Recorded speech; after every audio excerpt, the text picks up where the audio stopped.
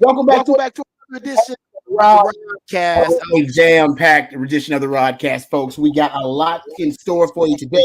We'll talk about the amazing combine for the Longhorns. Looks like it might have been the greatest combine in Texas football history for any outgoing NFL draft class. We'll discuss it. We'll break it down from every angle. Yes, record set by our man Xavier Worthy. We'll talk about it. Also, we'll get into some NFL discussion and Jerry Jones and the Dallas Cowboys. Is Jerry Jones going all in? Is Jerry Jones putting the entire Cowboys organization in a contract year?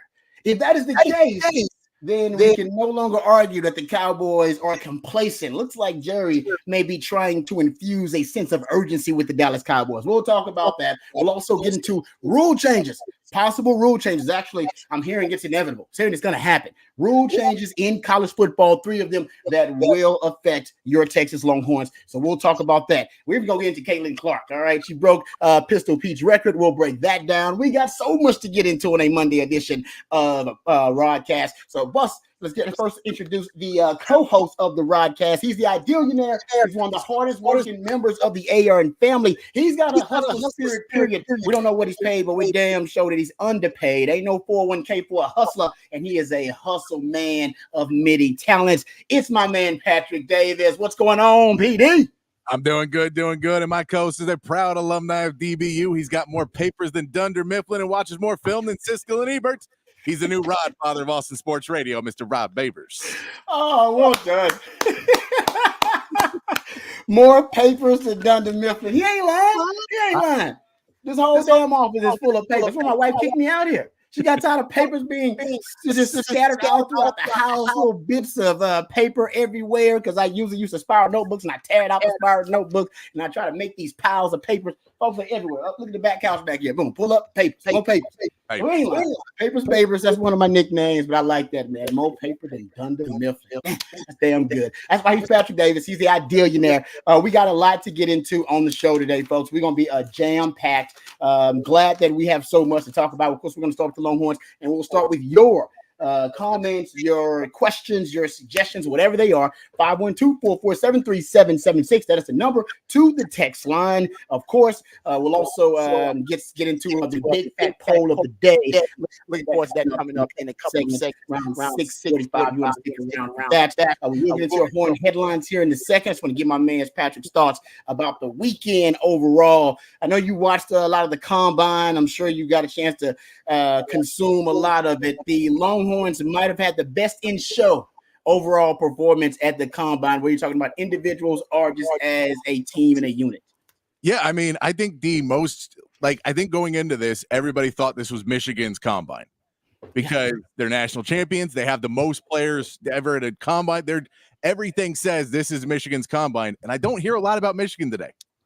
But I don't hear it. It's a good point. Hear about Texas, and I get we're in Austin, so we're going to hear more of it. But the same part, the national discussion seems to be, man, look at Tavondre Sutton. Look at this big man run. Look at Xavier Worthy setting a record. They have the biggest and the fastest at Texas. Literally, the biggest and the fastest are at Texas.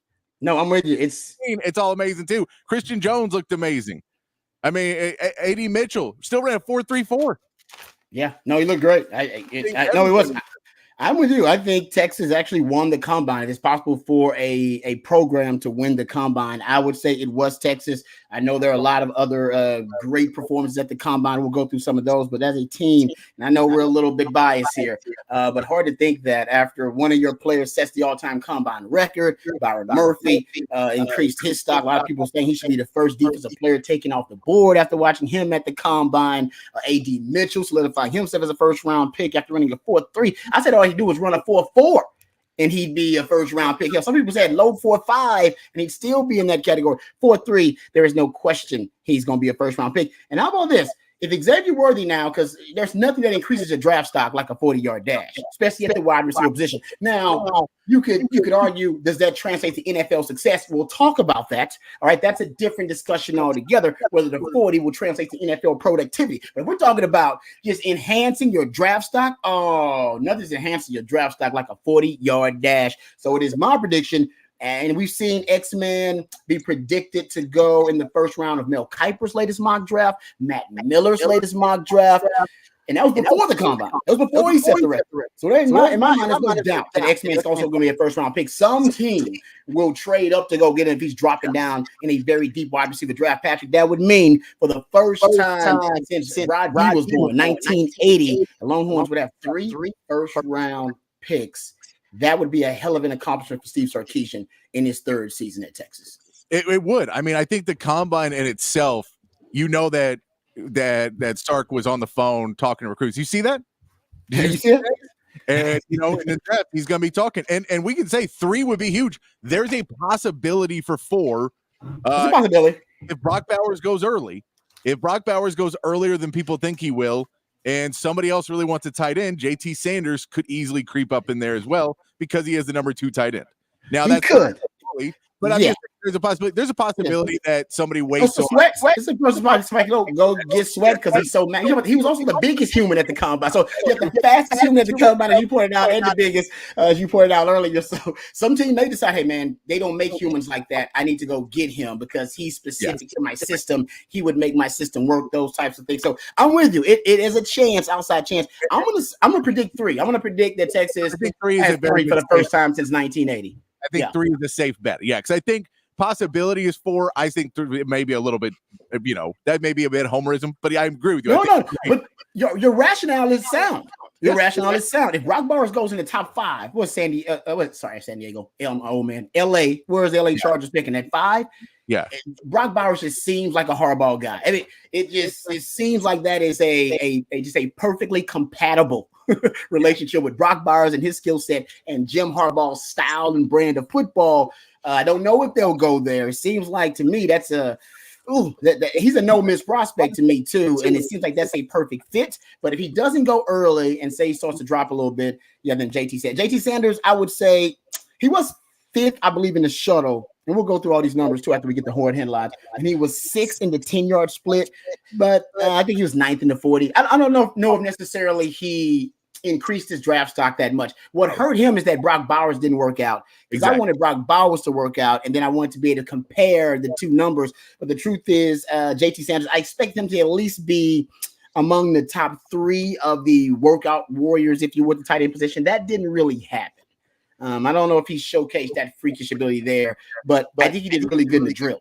It's just the tight end drills they did. I think he looked really good there catching the football. But in the actual workouts and drills, I'm not sure. No, and I'll throw in the fact that Brock Bowers didn't go, and everybody knows what Brock Bowers is going to do. He's not going to hurt himself. But you saw the flip of that. We talked about it on Friday, Xavier Worthy, and does he need to run? Does he need to do it? Not only did he run, he ran twice. He got a 4.25, could have walked off and said, I'm the fastest guy at this combine. 5th fastest of all time at 4.25, could have done that. And then comes back and runs a 4.21 and sets the all-time record. It shows that I want to compete. I want to prove that I'm the best. I believe I'm the best wide receiver in this draft. That kind of competitiveness could get some teams a little bit more excited about Xavier Worthy, where, any question of his competitiveness, I think that Texas this year, that was out the window. But people for the long-term narrative and people that weren't keeping up with Texas and are just watching film and not seeing him come back, beat up and then come back in a game and make big plays all season long. I think that showing that he runs that second one and the excitement of everybody there at Lucas Oil, you just saw that and you went, man, I'd love to have that explode. Like that feeling of him just running. Imagine if he caught a ball. Imagine if he had that route and somebody, let's say Patrick Mahomes, that last pick in the first round, throws a ball up for him and he runs into the end zone. I feel like that could be a pretty big cheer. No, I'm with you. I agree about the competitive thing because we'll hear some sound earlier of him being interviewed, and I believe the sideline reporter there that's at the combine, she talks about that, and he basically told her that the reason he was running the second time is because he wanted to break the record. Well, that tells me not only you brought up the competitive spirit, that's definitely the case with Xavier Worthy. He wanted to go out there and compete, which NFL scouts love, but also he must have been running that regularly in practice. He must have been regularly running 4.21s and 4.22s and around the record to have the confidence after running a 4.25 to go, oh, no, I can break the record. That means when you were doing workouts for the 40, you were running low 4.2s because the only way you have that kind of confidence is when you've been repping it over and over, and you're like, oh no, man, I'm actually every time we do the max speed 40s in my workouts, I'm 4.23, I'm 4.22, I'm 4.21. That also is what it tells me that he was certain, confident, and sure that he was going to break that record or had a chance to. The only way you feel like that is his 4.25 hasn't been your fastest time, Patrick. 4.25 wasn't the fastest time he had run and clocked in the 40. So he knew, oh, I'm faster than that. I'm faster than 4.25. Imagine running 4.25 and going, I'm faster than that. I can run faster than that. Yeah, that's amazing. Yeah, no, I think that there is, because he runs a 4.25, and then you saw him come out after that, and you saw, he's all happy about it, and he basically immediately was like, no, that was the warm up.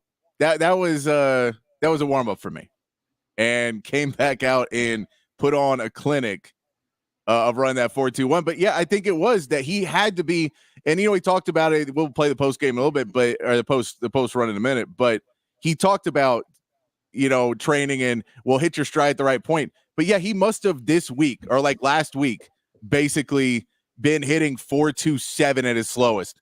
So he's like, 4.25 is good, but I know I can do better because I've hit better on this a lot of times, and I've hit better on my third or fourth or fifth run. Agreed. So I know I can do it.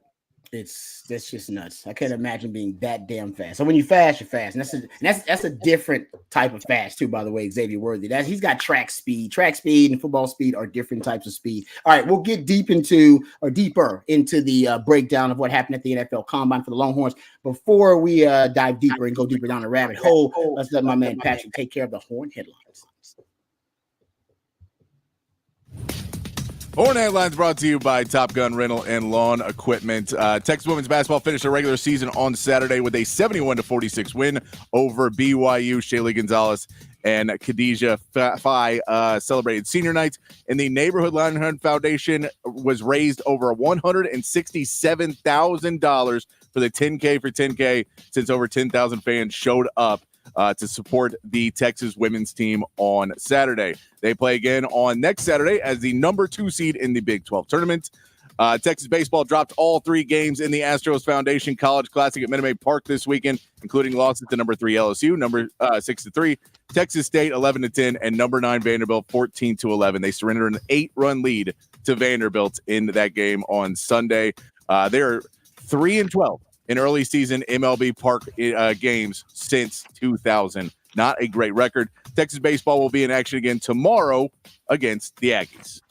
In the NBA, the Mavericks dropped the games over the weekend to the Celtics and the 76ers, while the Rockets were able to get a big win over the Suns, 118-109. Jalen Green has 34 points in that game and 9 rebounds. Spurs picked up a win over the Pacers on Sunday, 117-105. Wemby, another crazy stat line, 31 points, 12 rebounds, 6 assists, and 6 blocks for Victor Wembanyama. And the Celtics beat the Warriors by a whopping 52 points on Sunday. Warriors went 7 for 41 from 3. Finally, Texas men's basketball got a much-needed win over Oklahoma State Saturday, 81-65. Dylan Nassau added 17 points, went 5 rebounds and 5 assists. And Kendall Weaver off the bench in 22 minutes puts up 16 points to get a big win over Oklahoma State. They take on number 15 Baylor tonight, who just upset number 7 Kansas over the weekend. Tonight in Waco, 8 p.m. on ESPN. That is your Horn Headlines, brought to you by Top Gun Rentals. Horn Headlines brought to you by Top Gun Rentals and Lawn Equipment. Come enjoy food, beer. We have the on all zero turn runs, and we hear the crowd. Get the interview ready, please. Locations March 22nd and 23rd. TopGun.net. We'll shoot you straight. All right, let's get back to the NFL Combine conversation. Xavier Worthy obviously stole the show, so let's start there.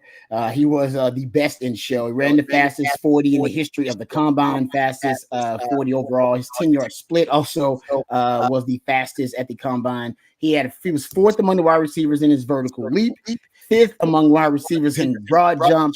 Only 2 participants actually ran under. It was a really fast Combine overall. We'll get to those numbers, but only 2 participants ran under a 4.33, and that was Xavier Worthy, obviously, and Nate Wiggins, the Clemson cornerback.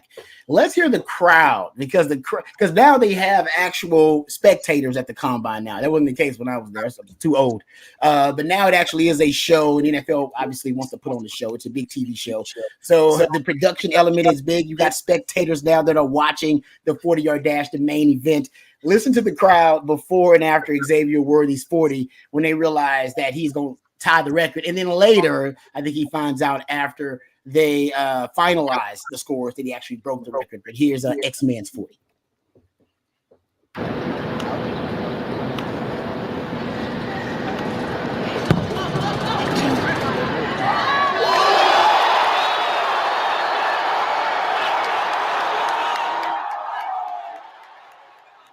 Yeah, nothing brings the crowd to their feet like world-class speed. You get a chance to see it in person. I mean, I don't think people actually get a chance, unless you go to track meets. You don't get to watch world-class speed in person. You get to see it on TV, but to see it in person, like I said, 'cause I'm a track guy and ran track, and I love still going to watch track meets. It is something that's mind-blowing. I mean, it'll really kind of distort your image of what speed is watching, because they had the Texas State track meets this weekend, and I mean, you got a guy that ran 10. I think he ran 10.6. Got like 8th. He got last place.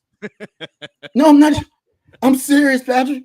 Insane. I think he got. I'll go make sure I get this right, but I think he got last place. It's unbelievable, like world-class speed to see it in person. Let's hear, because you brought up a great point, Patrick, about the competitive spirit of X-Men. And by the way, scouts, pay attention to that. Matter of fact, I got a quote here from Steve Sarkisian himself to add to your point, Patrick, about I think people were just really impressed at how he wanted to compete out there. He wanted to put on the show. When Sark was asked what he looks for in recruiting, he said, the first thing I look for in recruiting, and I know this sounds odd, I try to identify really unique competitors. Forget skill set. Naturally, we're there because of their size, length, and speed, whatever. But is he a competitive human being? What I mean by being competitive is, does he play multiple sports? I think that matters. Trackman, I mean, X-Man runs track and plays football. But it's interesting. Unique competitors. He wants guys that want to compete, that want to put on a show. That's exactly what X-Man did there. He could have, been cool with the 4.25. Nope, he wanted to break the record. He thought he could break the record. He had been training and practicing, working out to break that record. And then on the big stage, with all the pressure mounting, he goes out there and does just what he set out to do. NFL scouts are impressed with that. How can they not be? Yeah. So, okay, let's hear from X-Man after the 40. Because after the 40, you could hear that he hadn't caught his breath yet. That's how quickly they got to him for the interview. Well, and let's state also, he then, after he ran the 40, then ran about 60 more yards and then 60 yards also back. True. Like, he ran the entire length of the field twice, I think, after he did it. So there was a lot of running, not just the 40. It's hard to slow down when you're that fast, man. Yeah. You can hurt yourself trying to slow down too fast when you're that fast. You're running forward too, and you need to slowly but gradually decrease that speed. Here is her man X-Man right after he runs that tremendous 40. Woo! I'm not going to talk. You go ahead. Hold on, That's Man, I think you need to talk for a second, Stacey. Hold on. What a moment, Rich. I mean, he just had told me before he ran that. Let me talk so he can get a breath here. He was going to go for the record, and so he wasn't satisfied with the 4.25. So I said, "Are you doing it again?" He said, "Absolutely. I got to get the record." I said, "What's the record?" He said it was a 4.22. John Ross said it, and now, Mr. Worthy, it is yours. Man, it's crazy. I watched it come out my whole life as a kid. Seeing John Ross run that, man, I never thought I'd be able to be on the stage and do that. How did you do it? What have you been doing? We knew you were fast, but what were you doing to train for this moment? Man, my trainer at Excel prepped me. They told me to be patient. You'll peak at the right time. Time's now, so it's all came at the right time. How about your split? Like, what was? Watch the B-roll down here on the monitor. Here you go. Take us through this. Can we roll it back one more time, guys? Sure. Here you go. Take us through it. What was my 10-yard split?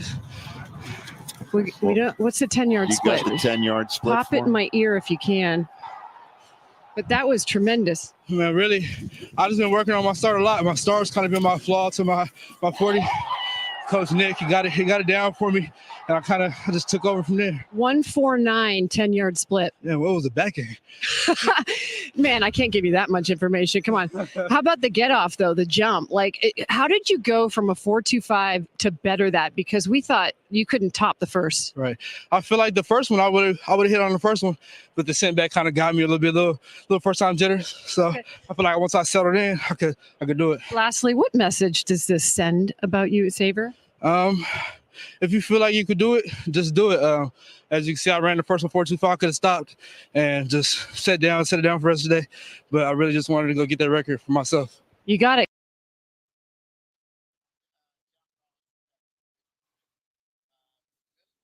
John Ross had that record. He was like 23 pounds heavier. So you're going to start to hear this a lot. So let me just prepare you for the narrative, okay? You're going to start to hear that his speed score is low. Yeah. That he ran the fast forward with speed score. They add kind of the combination of your weight, the 10-yard split, the acceleration. There is a lot of different factors in there. His speed score in 2024 puts him at the 9th best speed score at the combine because it's weight adjusted. All right. He weighed in at 165 pounds, I believe it was, at 5'11". Brian Thomas, the receiver from LSU, ran a 4.33, 44 pounds heavier. Wow. Like I said, you're going to start to see that. AD Mitchell ran a 4.34 at 205 pounds. So he's you're talking about that's a lot more weight. So I'm just telling you guys right now, you're going to start to hear that. Don't let it upset you. All right. Not all NFL teams care about this kind of stuff, but some NFL teams do. Matt Miller, NFL draft scout, he pointed out the 5'11", 165-pound receiver Blaze from down the sideline for a 4.21 second run, the best at the combine since at least 2003. It wasn't just his speed, though. His explosiveness was also on display where he jumped 41.5 in the vertical, 10'11" broad jump. He said, I recently ranked him in my number 35 overall prospect. He said, due to concerns about his frame, but record-setting speed will ease my concerns about his weight. He is one of the most electrifying players that I've had the pleasure of scouting in person, and he has easily earned the right to be drafted in the first round to a lucky team. Les Snead, who is also a front office GM in the league, Les Snead said he's one of the most unique, explosive. The NFL Network broadcast said Les Snead called Worthy the fastest human he's ever evaluated. So he's saying, I've never seen a human being that fast. And those numbers back it up. But I'm just saying the weight thing, you're going to start to hear that about his frame and how slight he is. Yeah, and I mean, it all, we'll hear from the different camps of different people that want to, put out that their guy is a better pick and that they should have him ahead. That's all part of what silly season is before we get to the draft, and everybody's going to, try and make the point that their guy should be a first-round pick and this guy shouldn't be. So, but in reality, we've seen there is those guys now that can be a little bit smaller frame. The rules of the NFL have changed a little bit. The way the game is played, being able to air the ball out more, as long as you don't, and safeties are not able to basically tee off anymore. A guy like Xavier Worthy would have a harder time when Roy Williams was out, headhunting in the secondary. Exactly. But now that he, those rules have been changed and he's not that guy anymore, and though you can't do that anymore, you got to catch me first before you can hit me hard. And that's kind of the Xavier Worthy and the Devontae and Tank Dell and all those smaller guys. It's you got to catch me first. Oh, no, I agree with you. Because the question is, it's really about drafting wide receivers who have that slight frame, drafting them high. That's the question, right? Because you see guys in the NFL who are slight and smallish, but do you draft them in the first 2 rounds? That is something we haven't seen a lot of. I'll give you a little stat here.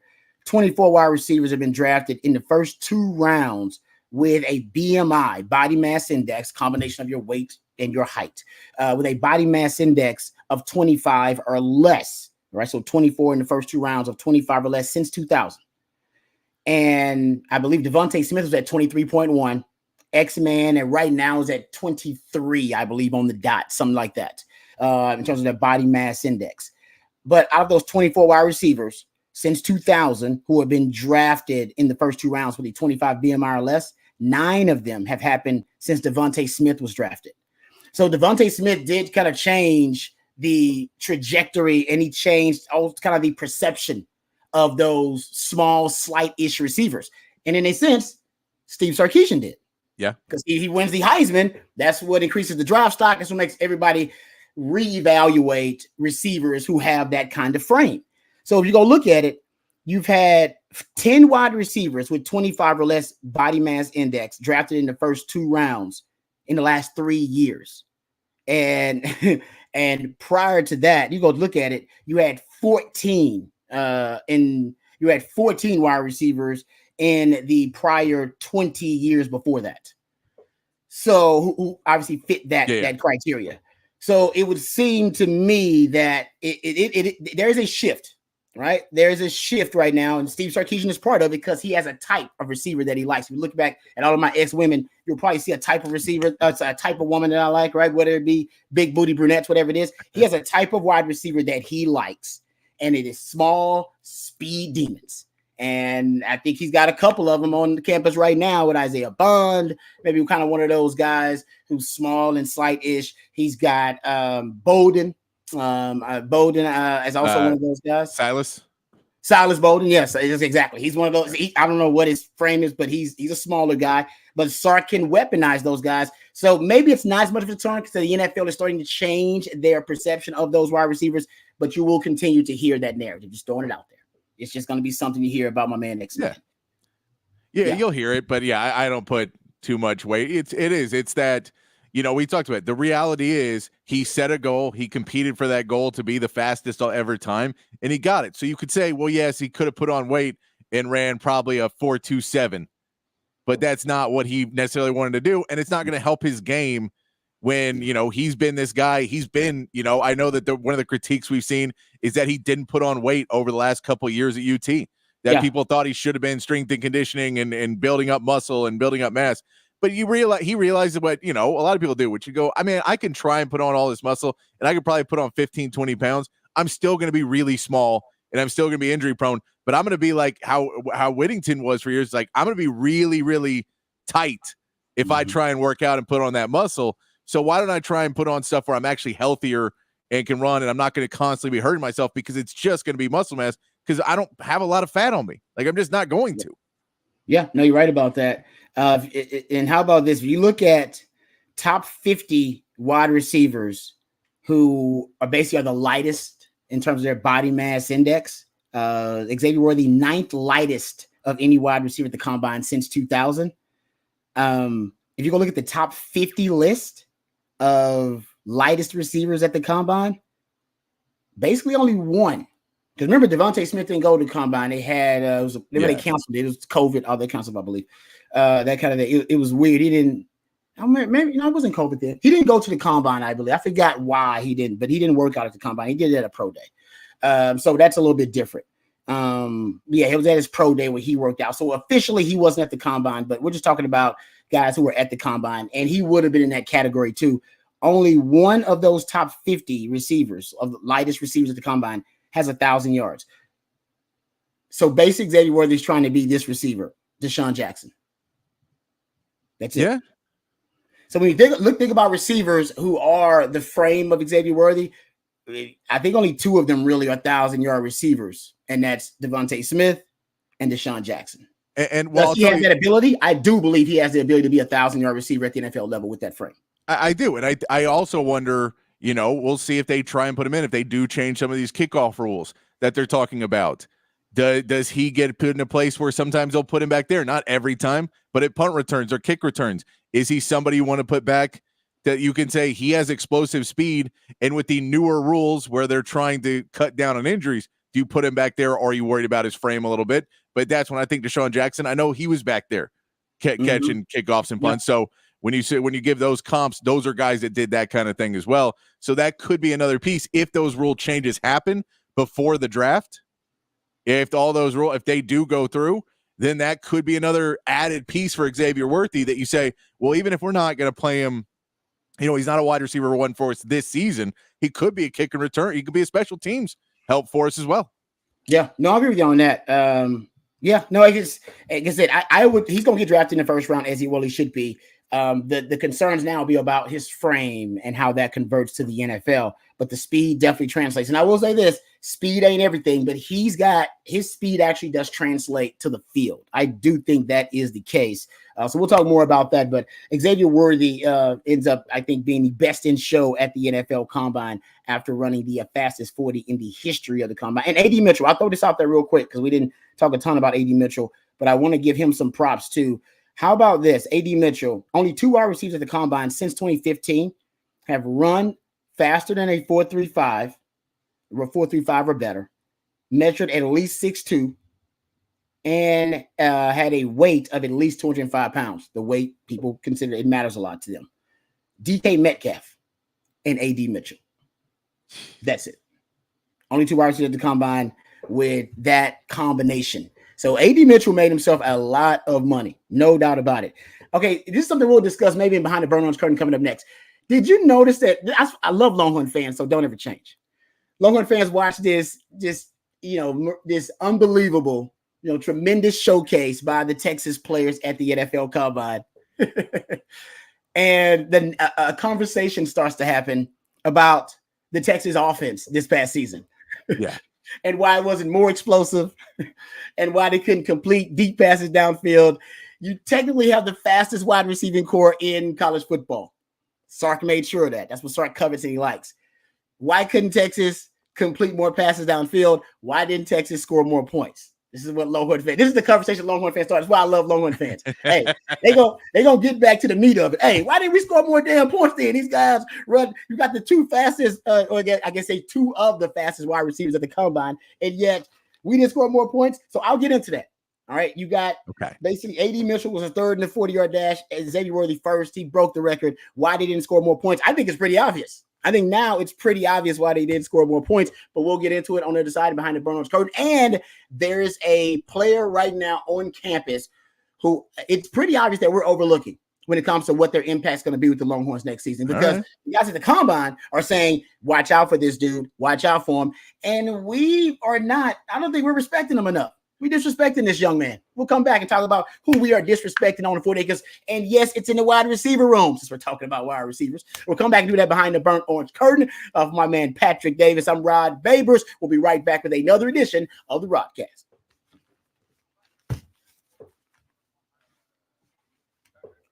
Yes, sir.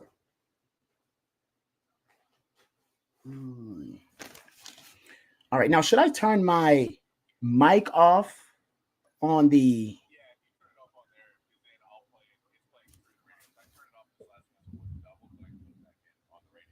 So turn off the mic that I use for the computer. Okay. I'm just going to unplug it.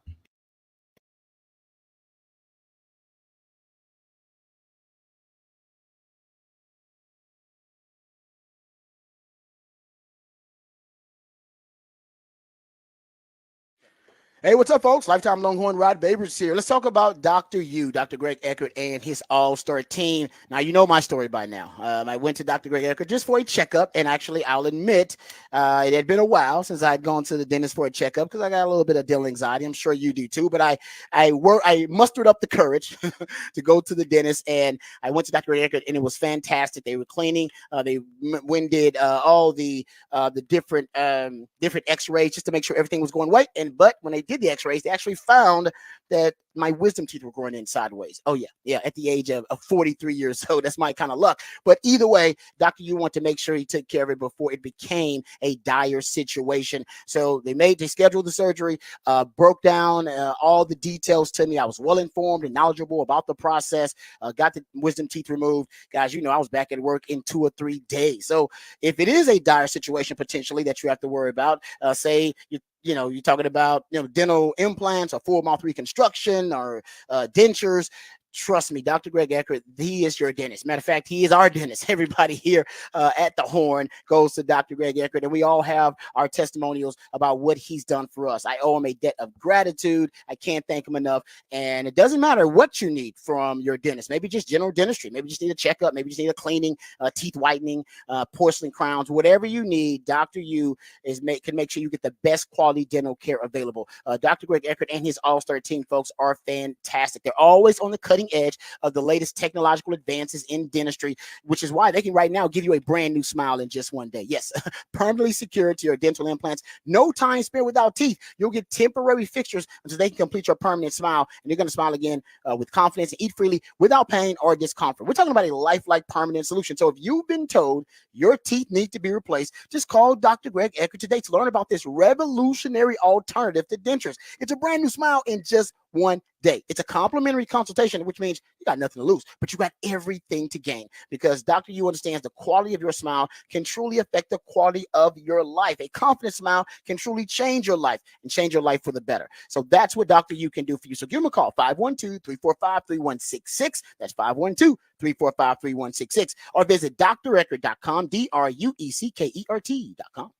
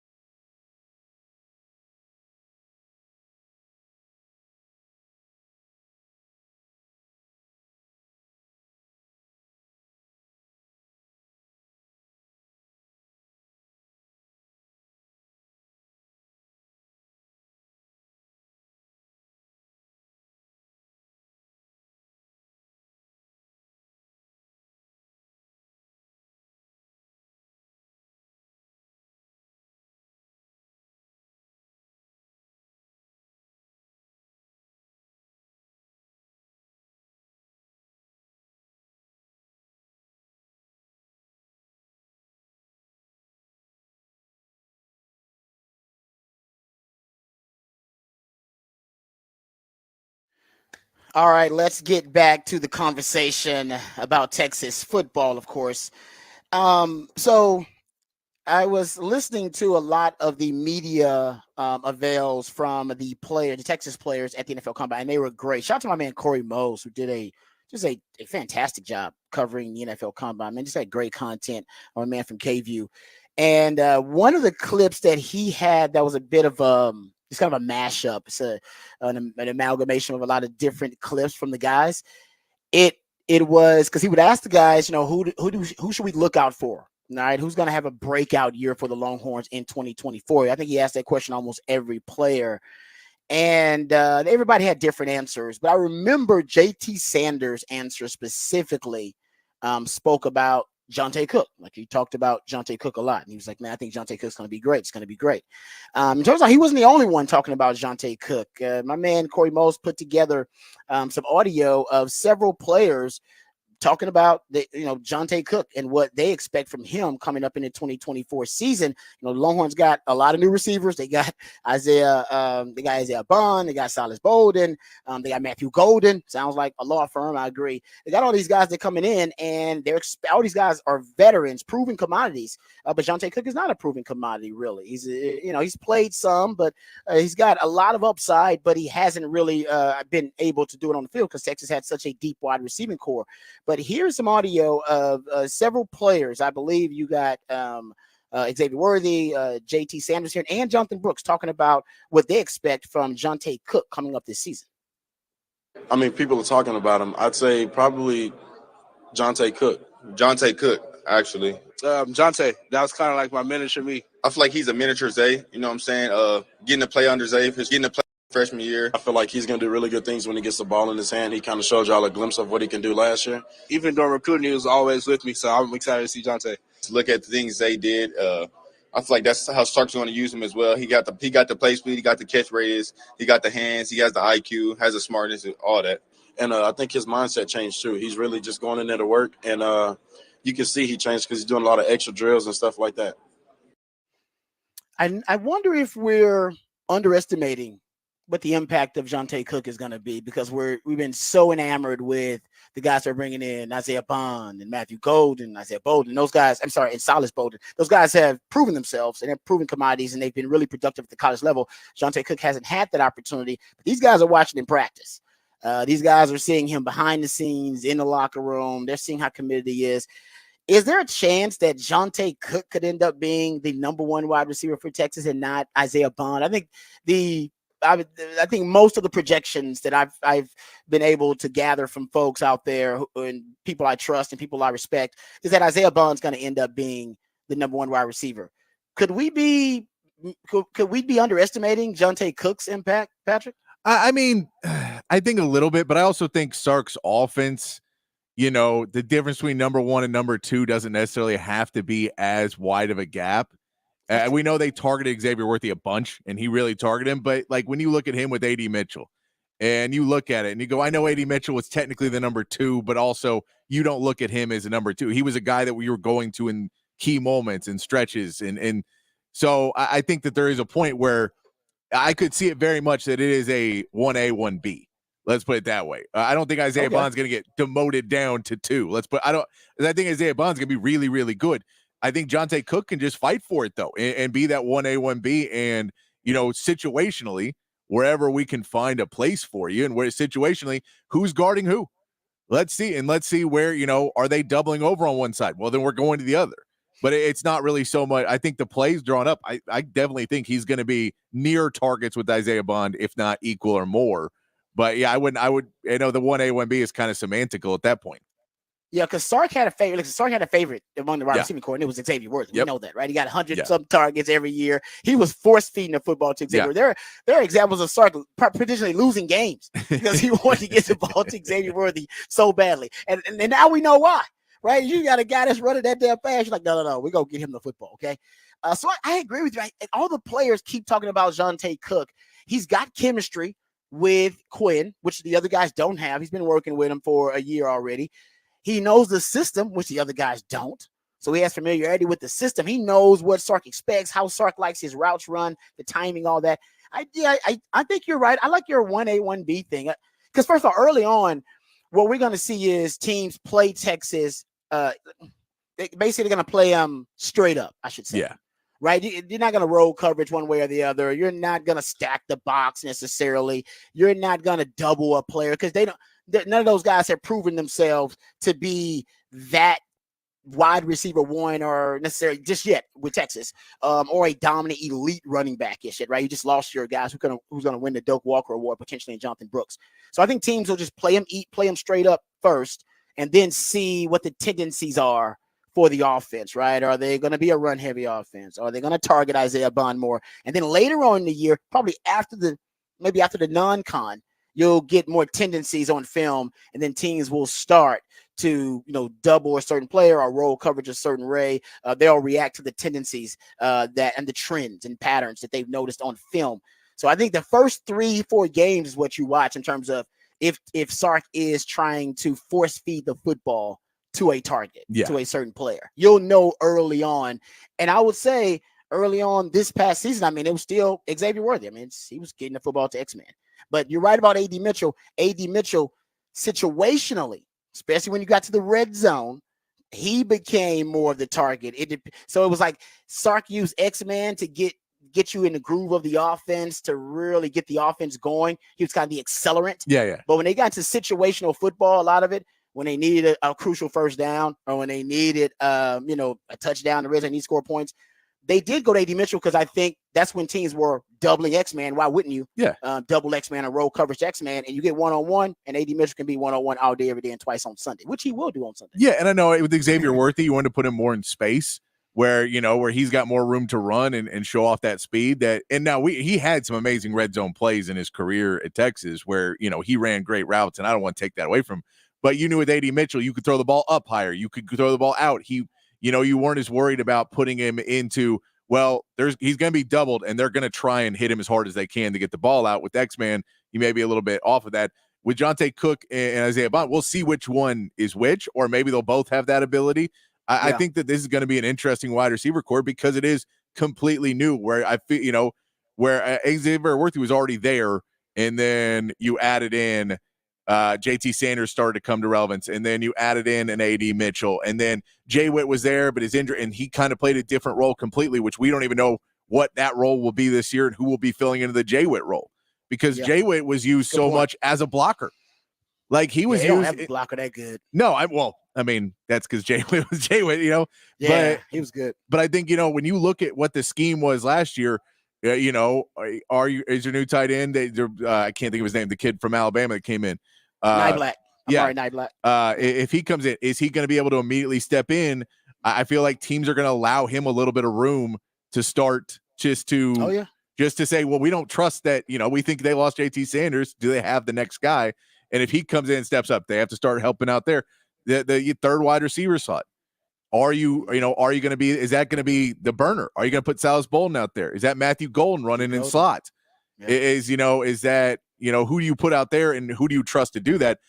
You could see Matthew Golden, where they say he's got a little bit bigger frame. Do we try and are we working on him with drills of blocking some too and use him in those roles on screens and stuff? But I'll be curious, and we'll see who's got the speed between Cook and Bond, and then we keep hearing good things about Wingo. We know who's got the speed between Cook and Bond. It's Bond. Well, no, but I'm saying we do. Here's Bond 100 meters. Bond ran a 10.4 800 meters. Worthy was at 10.55. Bond ran a 21 flat 200 meters, which led the nation. Jeez. And we know Sark likes the fast guy on the bubble screens, but we'll see if he continues to go to Isaiah Bond on those screens, because that's a lot of plays and that's a lot of receptions that Xavier Worthy would get that AD Mitchell didn't necessarily get as many screens. So if we just say targets and screens, and that's 4 a game, so 3 or 4 a game. So that'll be another piece of, Isaiah Bond got 3 more targets than Jonte, but they're all screens. So they're carries, they're good, they're for everything, but it's a different type of game. Yeah, Longhorn fans were upset actually a little bit. They were after reflecting on Texas's combine performance and Xavier Worthy and AD Mitchell being 2 of the top 3 fastest at the wide receiver position. Why didn't Texas make more plays downfield? I think they completed 33% of their deep balls past 20 yards or more down the field. When you got that kind of speed, you can see why Sark was trying to force feed that at times. And then also, why didn't Texas score more points? Well, it's pretty obvious that teams respected Texas speed. Why wouldn't you? So they backed up their safeties, backed up their corners, which gave you easy running lanes and gave you lighter boxes to have to deal with. And Texas could end up making a lot of underneath throws, right? A lot of underneath throws at 10 to 15 yards, your screens, as Patrick was just talking about, and you could make your way down the field pretty easily, all right, running those plays at a very efficient and effective manner. But when you got to the red zone, space is restricted, right? So your speed doesn't matter. Yep. Which is arguably the most important element of Sark's offense. You could make that argument. He's so obsessed with speed, and speed is neutralized in the red zone. Doesn't matter how fast you run. You only got so much space to run around in. So you basically take that away from Texas. And then I think that's when Texas started to struggle a little bit. And that's ultimately why teams would just play bend but don't break defense against Texas toward the end. Like, we know we can't cover these guys' speed downfield, so we're not even going to try. We'll just kind of wait till we get to the red zone, field's compressed. That's the way we'll have less field to defend, and we don't have to defend the speed. So that's the element that Sark's got to figure out. And believe me, when Sark hears that argument, he's got to be kicking a trash can or something. Like, dude, I want to. Every play, if you would let me, I'd throw the ball downfield every play. He would. Yes, he would. But everyone gets all upset with me when I do it. So I threw the smart path underneath and run routes that were underneath, and we would go pick up, but you have to do. And also, our defense at points was not necessarily always killing it, so that we don't necessarily want to score in 30 seconds every time down the field, because if we keep scoring in 30 seconds, our defense is going to get killed because they're constantly going to be out on the field. So there's parts of it of playing complementary football where, as much as you'd love to keep chunking it down the field, if you're playing against another good offensive team, that's not always the best solution. You should run the ball sometimes. You should throw the underneath routes when they're there. I get it. I get where you look at it and go, man, we could have been better, and you want to pin it on something. It is. You played against defenses that understand. They knew how fast your guys were. Yeah. They went out and watched Xavier Worthy running down the field in pregame and went, well, that's faster than anybody we got on our team. And I will say that coach from was it Bowl, Coach Bowl from Wyoming, he said that too. He's like, I've never seen a dude run that fast. Yeah. He said that, and he was not exaggerating. Now it is official. All right, we come back. Big fat poll of the day. I can't wait. I'm always entertained by Patrick's big fat poll of the day. So we'll get into that. We come back with another segment of the Rodcast featuring me, lifetime Longhorn Rod Babers, and my man Patrick Davis.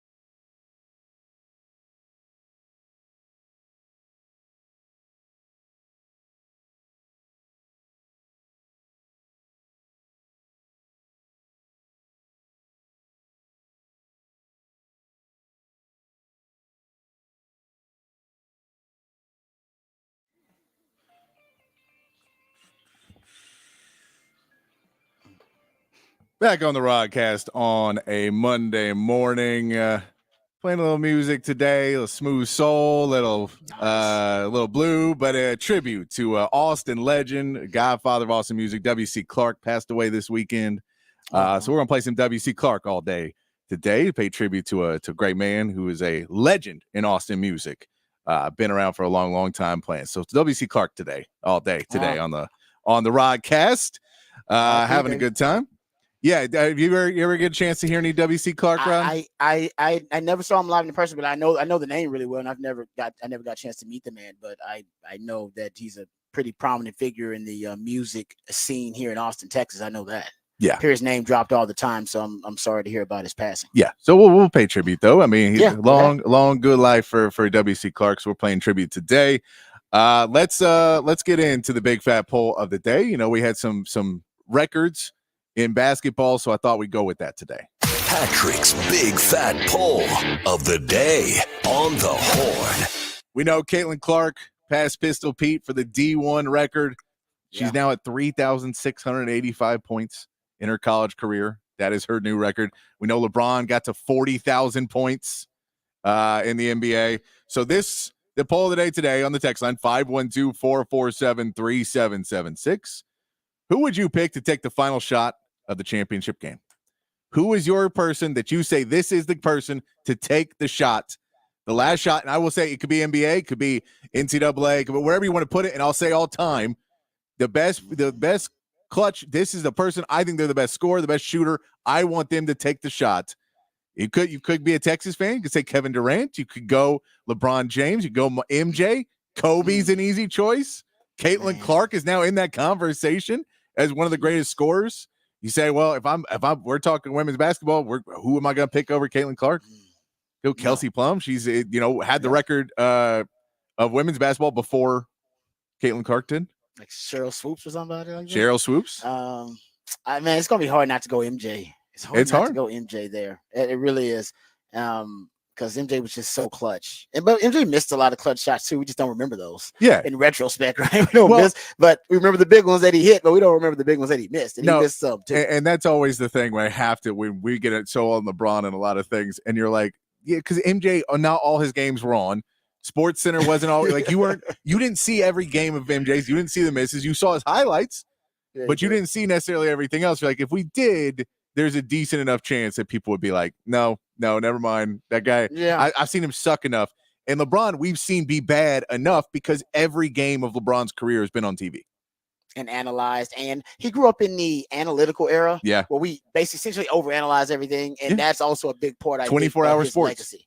Pretty much. And that was not around when MJ was starting off and doing what he was doing. I mean, literally the games of if you want to see Michael Jordan, he may be on TV once every 2 weeks, and you're talking about, it wasn't on. Like I have League Pass. I can watch every SGA game.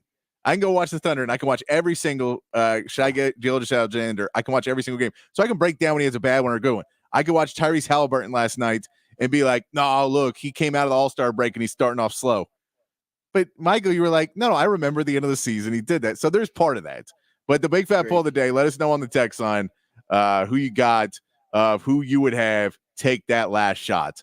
I do. Yeah, a lot of them. I see a Big Shot Bob on there too. It's the reason they call him Big Shot Bob. You know, somebody who's underrated though?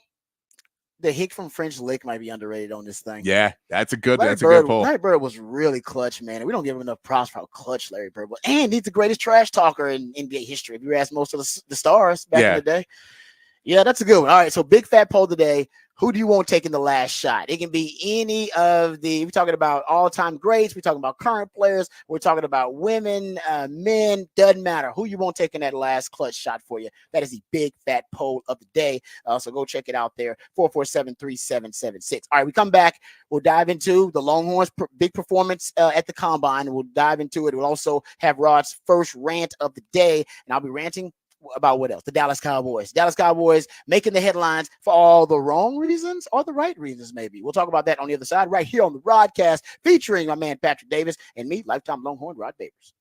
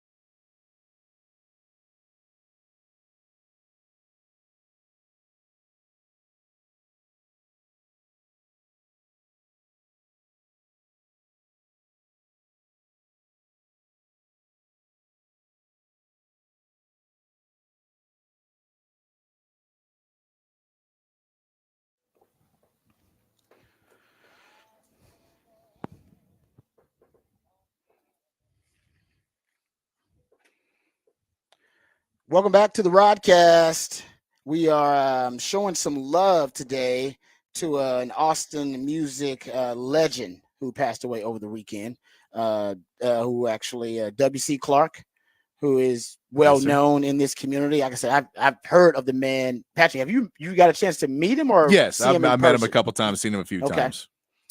So, and obviously, sorry for the loss of those out there who are obviously close or were close to W.C. Clark. But my man Patrick, always the idealionaire, but decided today we're going to pay tribute to a great Austin music legend who is no longer with us. So, RIP to W.C. Clark. You can always hit us up on the text line 512-447-3776. You want to get in touch with the Rodcast. Also, the big fat poll of the day is a good one since we saw LeBron James break a record. He got to 40,000 points, or Caitlin Clark become the all-time leading scorer. And we're going to talk about Caitlin Clark a little bit later on and her impact overall on college sports, because it's been just mind-blowing. The pull she has, the gravity that she has, really the brand that she has built now, and what it's done for just, I was going to say just women's sports, but I think just college sports. Is she the biggest name in college basketball right now? Yeah. I mean, because there's not anyone in men's that, Zach Edey's not going to be the name. And, there's good players in men's college basketball, but there's not like a star player. I drop her name. I think people who are not even sports fans, they know who Caitlin Clark is now. Like, she's got that. I think she's transcended from the sports realm now to the pop culture realm a little bit.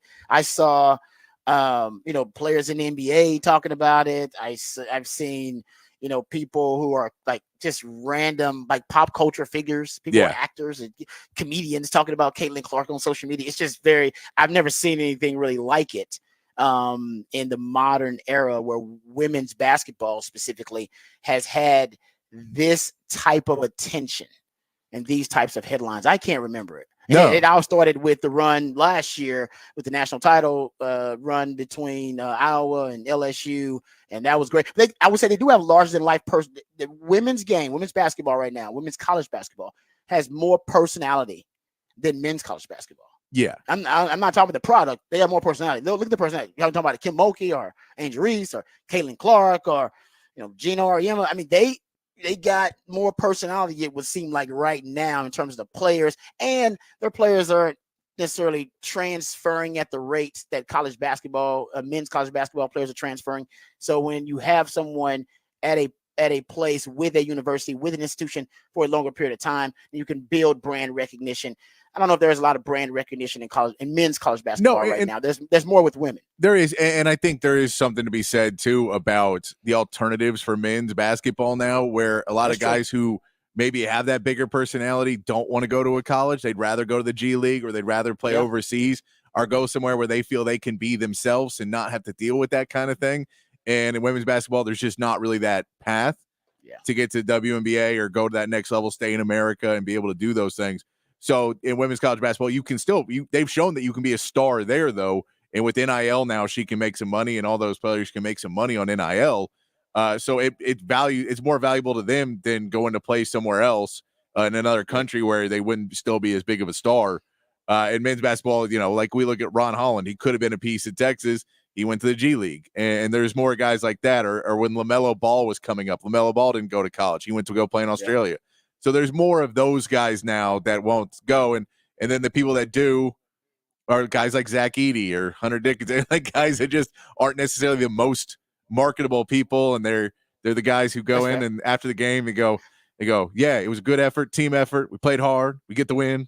And you're like, all right. Yeah. And honestly, those guys you're talking about, the stars, they would have been one and dones anyway. Yeah. So they're not going to establish brand recognition like the ladies are, because they're going to stay around for longer. That's a good point there. Yeah. All right, we'll talk more about that later on, because we'll get to some basketball. Texas men's basketball actually got a big game coming up tonight. So we'll talk about that a little bit later on. My man Patrick can help us break it down. He watches a lot of hoops. Watches more hoops than anybody I know. But of course, the big topic of conversation are the Longhorns right now and how they perform at the combine. That's what we'll discuss. We'll get to Horn headlines here in a second. But big fat poll of the day is, if you could pick anybody in history, male, female, college, pro, to shoot the last shot, a clutch shot, a game winner, it's all on the line, All right, who you choosing? Who's your go-to? It could be Caitlin Clark if you're all right. If you're being caught up, if you're just say, prisoner of the moment, you could go MJ. That seems like that'll be the easy pick. Then there's some Kobe. I threw out there Larry Bird is a little bit underrated when it comes to clutch shots. Maybe LeBron is your guy. So that's an interesting conversation I think you can have. Kobe. Forgot about Kobe. How can I forget about Kobe? No. Can't forget about Kobe. So yeah, interesting conversation. Big fat poll of the day. So on the Specs text line 512-447-3776.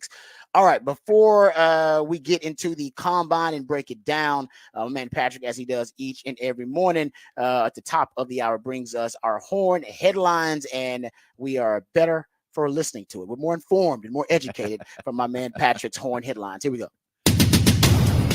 Your Horn headlines brought to you by Top Gun Rentals and Lawn Equipment. Texas women's basketball finished their regular season on Saturday with a 71-46 win over BYU. Madison Booker added 20 points in the game. Shaylee Gonzalez and Khadijah Fai celebrated senior night, and they raised over $167,000 as part of the 10K for 10K. Vic Schaefer donated 10K. A lot of other people jumped in with him to help raise money if they could draw 10,000 people at the game. They did. They raised a lot of money, and they'll be playing again on Saturday as part of the Big 12 tournament. They are the number 2 seed in that tournament.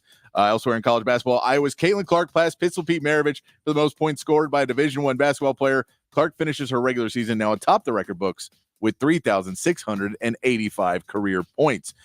Texas baseball dropped all 3 games in the Astros Foundation College Classic at Minute Maid Park this weekend, including losses to number 3 LSU 6-3, Texas State 11-10, and number 9 Vanderbilt 14-11. They surrendered an 8-run lead in that game to Vanderbilt.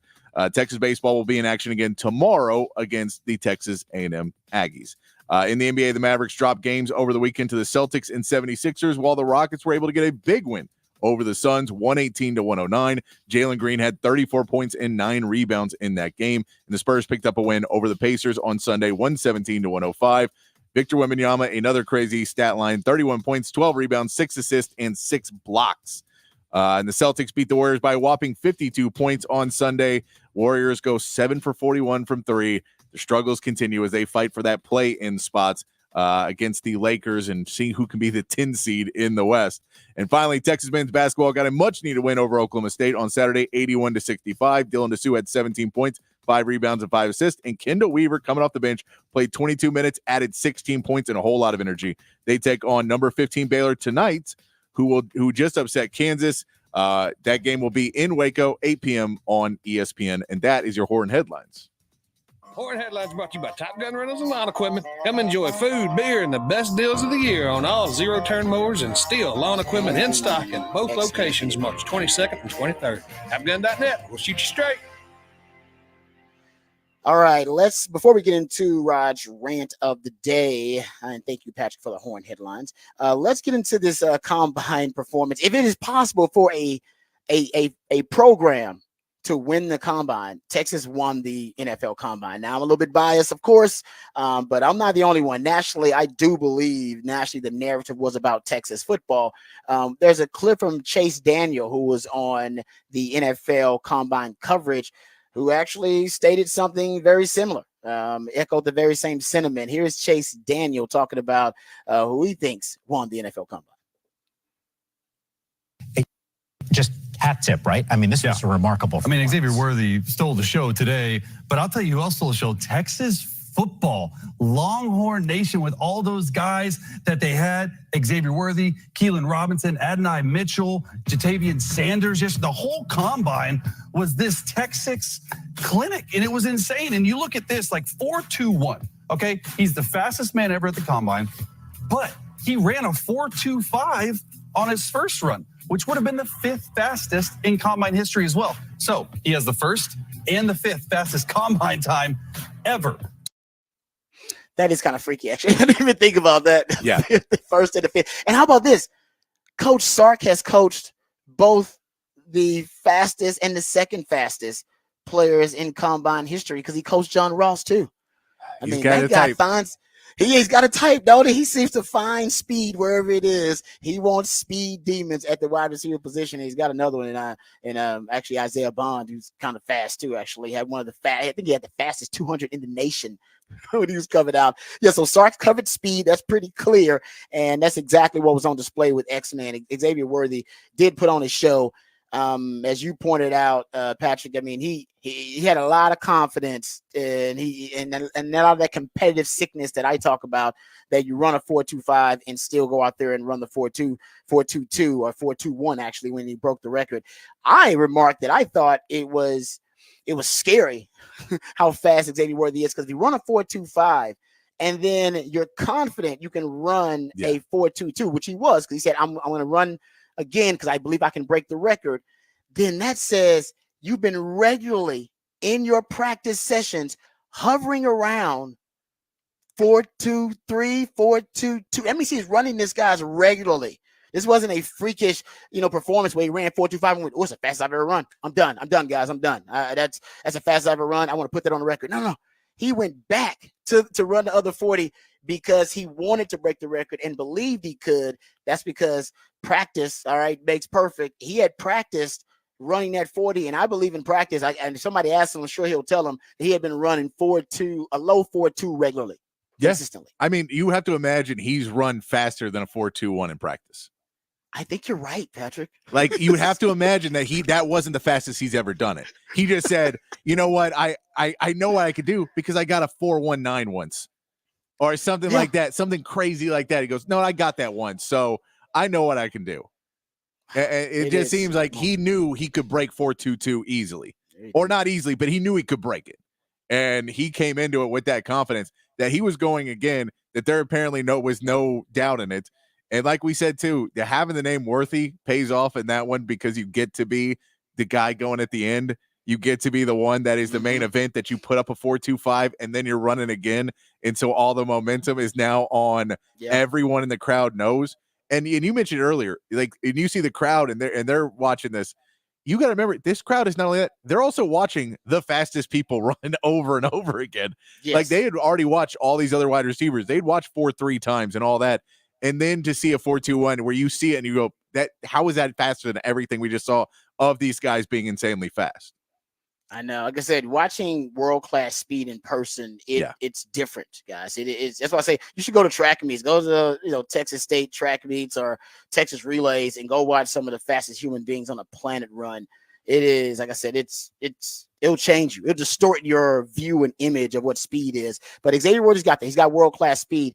Let's get to the interview he had after he runs his second 40. There's a lot of good meat here, but what I love about it is essentially Xavier Worthy told this sideline reporter that he was running to break the record. This is right after he runs. He hadn't even caught his breath yet. Here's Xavier Worthy. Woo! I'm not going to talk. You go ahead. Hold on, time. That's right. Man, I think you need to talk for a second, Stacey. Hold on. What a moment, Rich. I mean, he just had told me before he ran that. Let me talk so he can get a breath here. He was going to go for the record, and so he wasn't satisfied with the 4.25. So I said, "Are you doing it again?" He said, "Absolutely. I got to get the record." I said, "What's the record?" He said it was a 4.22. John Ross said it, and now, Mr. Worthy, it is yours. Man, it's crazy. I watched it come out my whole life. As a kid, seeing John Ross run that, man, I never thought I'd be able to be on the stage and do that. How did you do it? What have you been doing? We knew you were fast, but what were you doing to train for this moment? Man, my trainer at Excel prepped me. They told me to just be patient. You'll peak at the right time. Time's now, so it all came at the right time. How about your split? Like, what was? Watch the B-roll down here on the monitor. Take us through this. Can we roll it back one more time, guys? Sure. Here you go. Take us through it. What was my 10-yard split? We don't. What's the 10-yard split? You got the 10-yard split. Pop it in my ear if you can. But that was tremendous. Man, really, I just been working on my start a lot. My start's kind of been my flaw to my 40. Coach Nick, he got it down for me, and I just took over from there. 149 10-yard split. Yeah, what was the back end? Man, I can't give you that much information. Come on. How about the get off though? The jump. How did you go from a 4.25 to better that? Because we thought you couldn't top the first. Right. I feel like the first one I would have hit on the first one, but the sent back kind of got me a little first time jitters. So okay. I feel like once I settled in, I could do it. Lastly, what message does this send about you, Xavier? If you feel like you could do it, just do it. As you can see, I ran the first 4.25. I could have stopped and just set it down for the rest of the day. But I really just wanted to go get that record for myself. You got it. Yeah, what it showed, first of all, it's unbelievable that he thought he got a bad start with the 4.25. He's like, a little rocky start there. But it shows me that he's a competitor. Because 4.25, he'd have been perfectly fine there. He'd increased his draft stock to be a first round pick, which I believe he will be. I think Texas will have 3 first round picks. I think A.D. Mitchell, who we'll talk about here in a second, Byron Murphy, and Xavier Worthy will be the first time they had 3 first round picks since 1980, since the year Rod B was born. Long time. But it shows me he's a competitor. He's competitive spirit. He's competitive fire. Remember, Sark has talked about this. When Sark was asked about, what he looks for in recruiting a player, he said, quote, "The first thing I look for in recruiting," and I know this sounds odd, "I try to identify really unique competitors. Forget skill set. Naturally, we're there for their size, length, speed, whatever. But is he a competitive human being?" He goes on to talk about he wants a guy that competes in everything in life. He wants a guy that competes in the classroom. He wants guys that compete, on the field. He wants the guys to compete when they're in the weight room. He wants the guys to compete anytime they're training. That I think he said, in football, school, and life, he wants competitors. That's what it showed me about X-Man, Patrick, is that dude just loves to compete. And there was a lot of pressure on him because there had been talk, hey, man, you got to run fast because you were clocked as the fastest player in the country, right, during the season. And everybody expected him to run fast. I think he would have disappointed if he had ran just a low 4.3. People were expecting him to hit into the 4.2s, but he did not disappoint. As a matter of fact, he exceeded expectations, which is crazy because the expectations were really high. Yeah, he showed that, he's made his decisions to everything he's tried to do. So the part where we can talk about his weight and that he came in weighing less than people thought he may weigh at the combine. Well, if you come in weighing that weight, then you need to run the time. And so he knows, well, if I'm going to come in at this, I have to be the fastest guy. Now, when you say the fastest guy, 5th fastest would have been the fastest guy. That's still the fastest guy, but being first fastest is even faster. But you see that confidence and what he comes in and what he's shown at Texas. I think it all goes into that part of competitiveness and just understanding who he is as a player, that he can walk into any NFL team and say, look, I told, I came in with Sark and we put together a game plan and I was out there and we continued to win. I played through injuries. I've done everything I can to show that I want to be out there on the field and playing to win games. And I know it's not the standard and the model of what you would want as this player, but sometimes you break the mold, you get something really special, and that's what he's going to come out and try and be. And he's going to try and break the mold of the fastest guy at the combine isn't the best wide receiver. He wants to break that now. That's his next goal is, I want to show that, that it's not just speed, that I have that, but I'm not just that. Yeah, my fast good point. We'll have a clip later on of him talking about that because he's saying you should pay more attention to my route running because he is a precision route runner too. Before we get to Roger Rand, it'll be a really quick one. Les Snead, and shout out to my man CB at Chris GB 002,000, always doing a great job. He pointed out that Les Snead, the Rams GM's son, Tate Haver, is Xavier Worthy's roommate. Xavier's teammate and his his teammate, not his roommate, but it was his teammate. And Les Snead's wife posted a comment from Les Snead via Twitter about Xavier Worthy, saying, quote, "He's the fastest human I've ever evaluated, and he doesn't just run 40s fast, he plays that fast." And that's the GM of the LA Rams saying, no, it ain't just 40 speed. It translates. And it does. I agree. It translates to the field. Okay, before we'll get back to combine conversation. Shout out to A.D. Mitchell, by the way, who also showed up. He had the 3rd fastest 40 time among the wide receivers, 6th overall, by the way. Still really damn good. He's 8th. I think his 10-yard split was 8th, but he was 8th in the vertical, 1st in the broad jump, 11.4 broad jump from my man A.D. Mitchell. He ran, I think he's 23.8 miles per hour, was the 2nd among the receivers in terms of the top speed. Obviously, 1st in top speed was Xavier Worthy. So I know we're talking a lot about Xavier Worthy and what he did, but there's no doubt. I think A.D. Mitchell also solidified himself as a first-round pick. Keep this in mind, only 2 wide receivers at the combine since 2015 have run at least a 4.35 or faster, measured at 6'2", and at 6'2" at least, and had a weight of at least 205 pounds. That would be DK Metcalf and A.D. Mitchell. So I think got earned themselves some money. I know they're freaks. Okay, real quick. We'll go real quick. Raj round the day. It'll be quick, fast, but we're talking about the Cowboys. Let's go.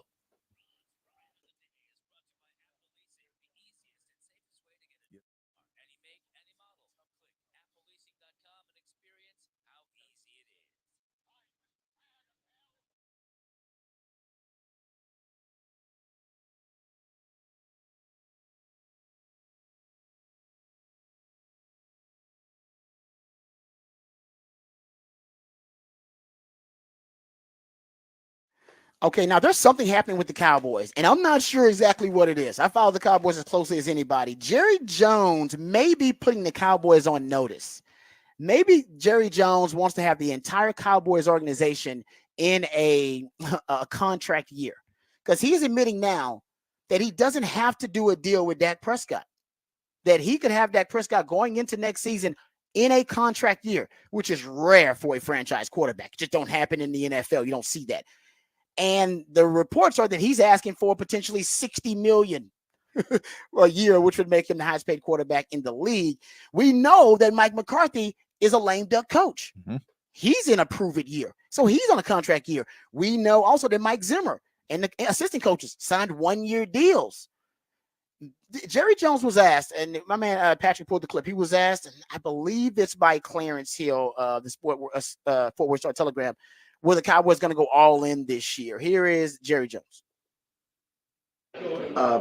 Is there a thought process of going all in? I mean, you guys have tried to win and plan for the future. Is there any change of, hey, we need to go all in this year? Is there any focus or thought process on putting all the chips in to put a win on the field, including what you do with free agency? I would anticipate, with looking ahead at our key contracts that we'd like to address, we'll be all in. Okay. Now, he had I know, you never know. You got to decipher everything Jerry Jones says. But then he was asked at the combine about those comments, about the all-in comments. He's like, hold up, can we get some more clarity on this all-in thing? You guys going all in? Here's Jerry Jones at the combine. I've got my mind all in as far as we're going to do everything that we can do to have this year be as successful as it can be. And one of the reasons I feel good about it is because Dak is for sure our quarterback. Okay. Mixed messages here. Dak is the quarterback. Then he's also saying we don't need to do a new deal with Dak. Well, if you don't do a new deal with Dak, he's going to be a free agent next season, and you want your franchise quarterback going into next season in a contract year? This is a Band-Aid option. Is it possible, Patrick, that Jerry is tired of everyone accusing the Cowboys of having a toxic, bad culture, maybe a culture of complacency, and that now he is trying to infuse a sense of urgency with everybody? Bob Stoops used to do this. Bob Stoops, Nick Saban, they were famous for saying that they wanted their entire organization to be in a 4th and inches situation every day. 4th and inches every day. Basically meaning there's pressure every day. There's tremendous amounts of pressure every day and a sense of urgency every day. All right. And within your organization. Is that what Jerry's trying to infuse here? A 4th and inches mentality with the Cowboys? It feels like he's putting the Cowboys, everybody, in a contract year.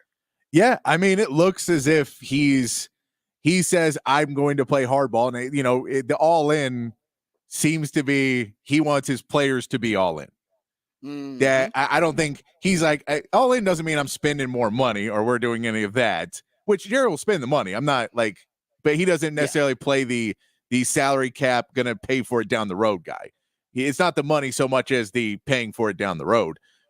But I think he wants to go to his players and his coaches and go, no, our motto this year is all in. You all are all in because none of you getting paid if you're not all in. Right? No, if they don't do a new deal, then I think that's what it is. Jerry's like, nah, man, this is a proven year for everybody. Everybody. I'll tell you, there's going to be a little bit of this is what Jerry's going to be watching, and they're two different players, but you'll be watching what Kirk Cousins and what happens to him in Minnesota. Mm-hmm. That what is his market? If Minnesota doesn't re-sign him, or if they let him go and he plays free agency, what is the actual market? Do teams open up $50 million in cap for a Kirk Cousins? And can they open 60 for a Dak Prescott next season? Or do you say, I know you want 60. We're the only ones who are going to give it to you. So do you really worry about, we don't have to re-sign this deal. We want to give you a team-friendly deal because we feel that we have given you every shot in the world to go out there and succeed. We've put the guys around you. We've done everything for you. So you can't come back. And I get Dak's side too. I was second in MVP, and I've got these things. What are you going to do without me? Exactly. But that's business. That's negotiation. And I think Jerry is right now, he may have thought, 2-3 weeks ago that all the negotiations were going to be a little bit easier than they were. Mm-hmm. And that could push it into, look, man, if y'all want to play hardball and you guys don't care about winning, you care about money, this isn't the team I wanted to build. This isn't the culture we wanted to build. So screw it. No one's getting paid until y'all win. Yeah. It feels like that's what his actions are saying. Like, hey, ain't nobody getting paid till we start winning this, till we get past the divisional round. And we know it's Jerry. He could wake up tomorrow and pay Dak Prescott $70 million a year. It's Jerry Jones. He couldn't do that. This could all be for headlines, but it is very interesting though. And remember, they also picked up the basically they paid the roster bonus to Trey Lance, which means Trey Lance is going to be on the roster for the upcoming season. And they basically, that roster bonus, I think it's like $4.2 million. That is not that's not cheap. No. They picked up that roster bonus. So some people are adding and maybe conflating the two, but saying that, hey man, the Cowboys picking up Trey Lance's, roster bonus and not extending Dak, maybe that's sending a message to Dak. And listen, it is known that in the NFL, well, this is any sport, any pro sport, players play their best in contract years. They just do. Well, and I think Dak thought last year was his contract year. He thought, I'm going to get resigned. Exactly. And he got second place. He goes, that wasn't enough. That's right, Patrick. He did. He's like, that was my contract year. What are you talking about? I did it. Oh, man. You don't let franchise quarterbacks go to free agency? No. You're supposed to re-sign me this offseason. Because they feel a little insulted by it. Yeah. And then they may decide, you know what? F y'all. Like, you know who did that? Dalton Schultz did that. Remember him in remember he went and signed with the Texans for like less money than the Cowboys were offering him around the same price. He was like, why did he do that? And I think he was just a little insulted. He's like, man, y'all don't want me. I'm going. Because they franchise tagged him and wouldn't give him a deal. And he said, no, y'all franchise, screw you. Yeah. I'm out. And I mean, I think Jerry knows that with Dak too, is Jerry has the franchise tag at the end of the day, which it'll be a ton of money for a quarterback. But if Dak wants to be a top 3 paid quarterback, franchise tag's fine. Yeah, that franchise tag, guys hate it too. It's like, I would say it's like being with a woman for like 7-8 years and giving her a promise ring instead of an engagement ring. Ugh. She don't want that damn thing. It could be the nicest promise ring you bought, to be worth $2-3 million. She'd be like, no, I need the engagement ring, not the promise ring. And that's all franchise tag. Just ask Saquon Barkley, who's the Giants GM, said we may franchise tag him again. He's like, it's like $15 million, and yet somehow I don't want it. Because just like a woman, you can give her that really nice ring. She's like, no, I want the commitment. I want, I want you to I'm going to be a life partner. I want you to be with me. I want you to be all in with me. And essentially, the team being all in on the player is the contract extension. All right. Good conversation. Good conversation. All right. We come back. We'll get into some of the other big headlines of the day. As a matter of fact, there are rule changes potentially coming to college football, ladies and gentlemen. And they're going to be happening. I think they'll get approved for the 2024 season. We'll talk about them. We'll talk about how they will affect your Texas Longhorn football team. All that and more right here on the Rodcast with my man, Patrick Davis. I am Rod Babers right here on the Horn.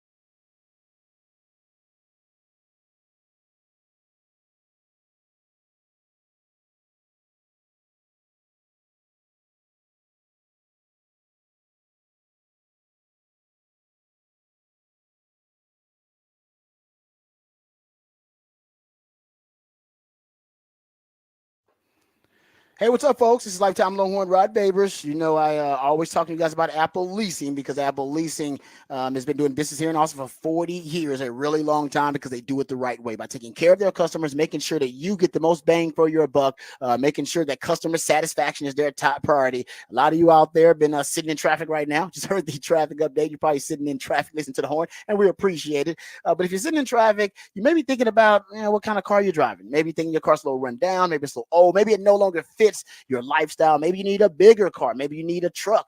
Maybe you need an SUV. Maybe you're looking for a sedan. It doesn't matter what kind of car you want. My friends at Apple Leasing can get you the price you want, the payment you want on the car that you want. And trust me, that'll improve your traffic experience here in Austin. Apple Leasing has a great team over there, and they want to do what they want to do is take the stress and the headaches out of the process for you. If you want a new car and you want to enjoy that new car smell, listen, it can be time consuming, going to different dealerships, vetting the dealers and vetting the salespeople, doing your own price shopping, going down the rabbit hole, researching the cars, researching the models, making sure it fits your lifestyle and your budget. We understand you might not have time for that, right? Because you got other things going on in your life. That's where Apple Leasing comes into the picture. Apple Leasing can help you find the car that you want. You give them the specifications. You give them exactly what your criteria is. You give them the price point, the payments that you are ready to make, your budget, and they will go out and find the perfect car for you. That's what Apple Leasing does. They also will make it simple and easy for you. They have what they call a simple interest easy lease, which makes things, well, simple and easy. It's going to give you a lot of flexibility, which is going to give you more possibilities and options to help you find the vehicle that fits you best, but more importantly, the vehicle that fits your budget best. Time is money, and my friends at Apple Leasing, they want to save you both. They're going to save you time, save you money, and find you tremendous value. They've been doing it for 4 decades here in Austin. There's a reason they've stuck around this long, is because they make sure they take care of their customers. That's why they get so much repeat business. Folks coming back to Apple Leasing to get cars for the significant others, get cars for their kids, and get cars for their family, because Apple Leasing treats you like family. So give them a call, 512-346-9977. They get all the same discounts and all the same incentives that the dealers do, except my friends at Apple Leasing, they like to pass those savings on to you, the customer. So give them a call, 512-346-9977, or visit appleleasing.com. That's appleleasing.com.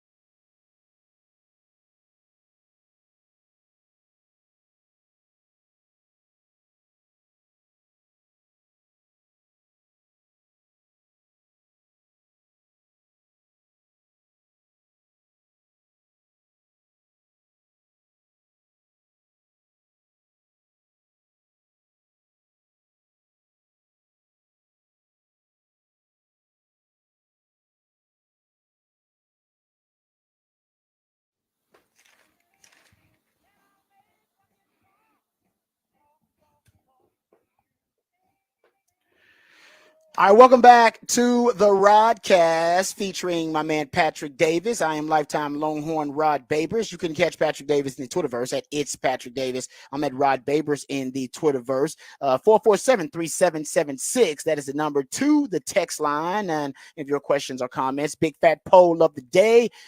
Who would you choose to shoot the last game-winning shot for you? Who would you choose to shoot that clutch shot?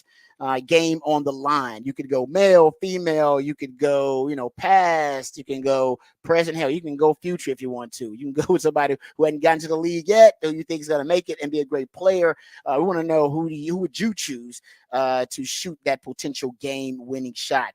The big fat poll today was inspired by Caitlin Clark becoming the all-time leading scorer in college in college basketball, period. Just passed up Pistol Pete. And LeBron James scoring 40,000 points in the NBA, another record set. So some records being set in basketball that inspired my man Patrick's big fat poll of the day. All right, so there's a conversation happening now about possible rule changes in college football. And from what I'm hearing, actually, at least a lot of the talk is that these rule changes are inevitable, that it's only a matter of time before they pass. Now, will they be implemented for 2024? We don't know. But I'm hearing that college football, at least based on the reports, Ross Dellinger was the first to report it, that after a couple of days of debate, the NCAA Rules Committee is scheduled to vote on the changes that have been recommended by the NCAA Division I Council. They rubber stamp all the decisions. And essentially, here's what they're proposing. They're proposing a college football 2-minute timeout, which essentially will be the 2-minute warning that the NFL has. So think of that's the same thing. Long expected player to coach helmet communication. So helmet to sideline communication. Remember, the NFL has been doing this for 30 years, I believe it is. The NFL has had helmet to sideline communication, 30 years, something like that. So college is only 30 years behind. But yes, basically, they're 30 years behind. That is true. The NFL did it in 1994. Yikes. The guys have always been taking their sweet time, dragging their feet, no surprise. And apparently there's also going to be tablets on the sideline, right? iPads essentially on the sideline to watch real-time game film. So they can make adjustments on the sideline instead of going into halftime, then having to watch the film and stuff like that. So can I say the first thing I think this is going to help? The first thing I think this will improve for the programs and all the coaches who decide to implement these changes. By the way, you don't have to use helmet to sideline communication if it is approved. I heard Kirby Smart talking about this when they were talking about the Michigan scandal. He was like, he thinks that a lot of coaches will choose to go with the old method. Just because of all the old method they had with, poster boards and symbols and hand signs, stuff like that, because it's more conducive to their up-tempo style of offense or the pace of the offense, right? Everybody gets the line of scrimmage, looks at the sideline, gets the play, boom, let's go. As opposed to if you got helmet communication, well, that's one centralized place where you can get to play. Yeah. Pretty much, right? NFL style. But I think it's going to save so much time.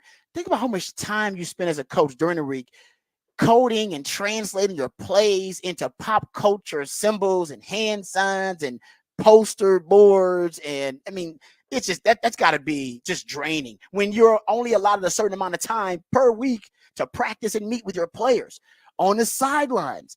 Guys, I can tell you, I've been on them sidelines. All right. When you're trying to make adjustments and coach is trying to piecemeal, right, a play together because everybody sees something different. He's like, all right, Robbie, what did you see? Well, I saw twins over here in motion to trips. All right, safety, what did you see? Well, I saw this. And they started off in 2x2, but then they motion trips. And you got to get everybody's take on the play. And then as a coach, you go, okay, this is what they were in. This is the formation they were in. This is the personnel package. And sometimes you get that from, you can call it to the side, call up to the booth and get that information. But still, that takes time. Yeah. Right, to relay all that. Now you don't have to worry about the relay or worry about piecemealing the information together from different players on the sideline to make those adjustments when you only have a certain amount of time to do it. Now we pull it up, boom. Hey, here it is, guys. Here you go, boom. This is the play right here. All right, everybody got it? Everybody got it? Here we go. They were in there, and you get the information in real time, and you get it immediately. Trust me, that's gonna save.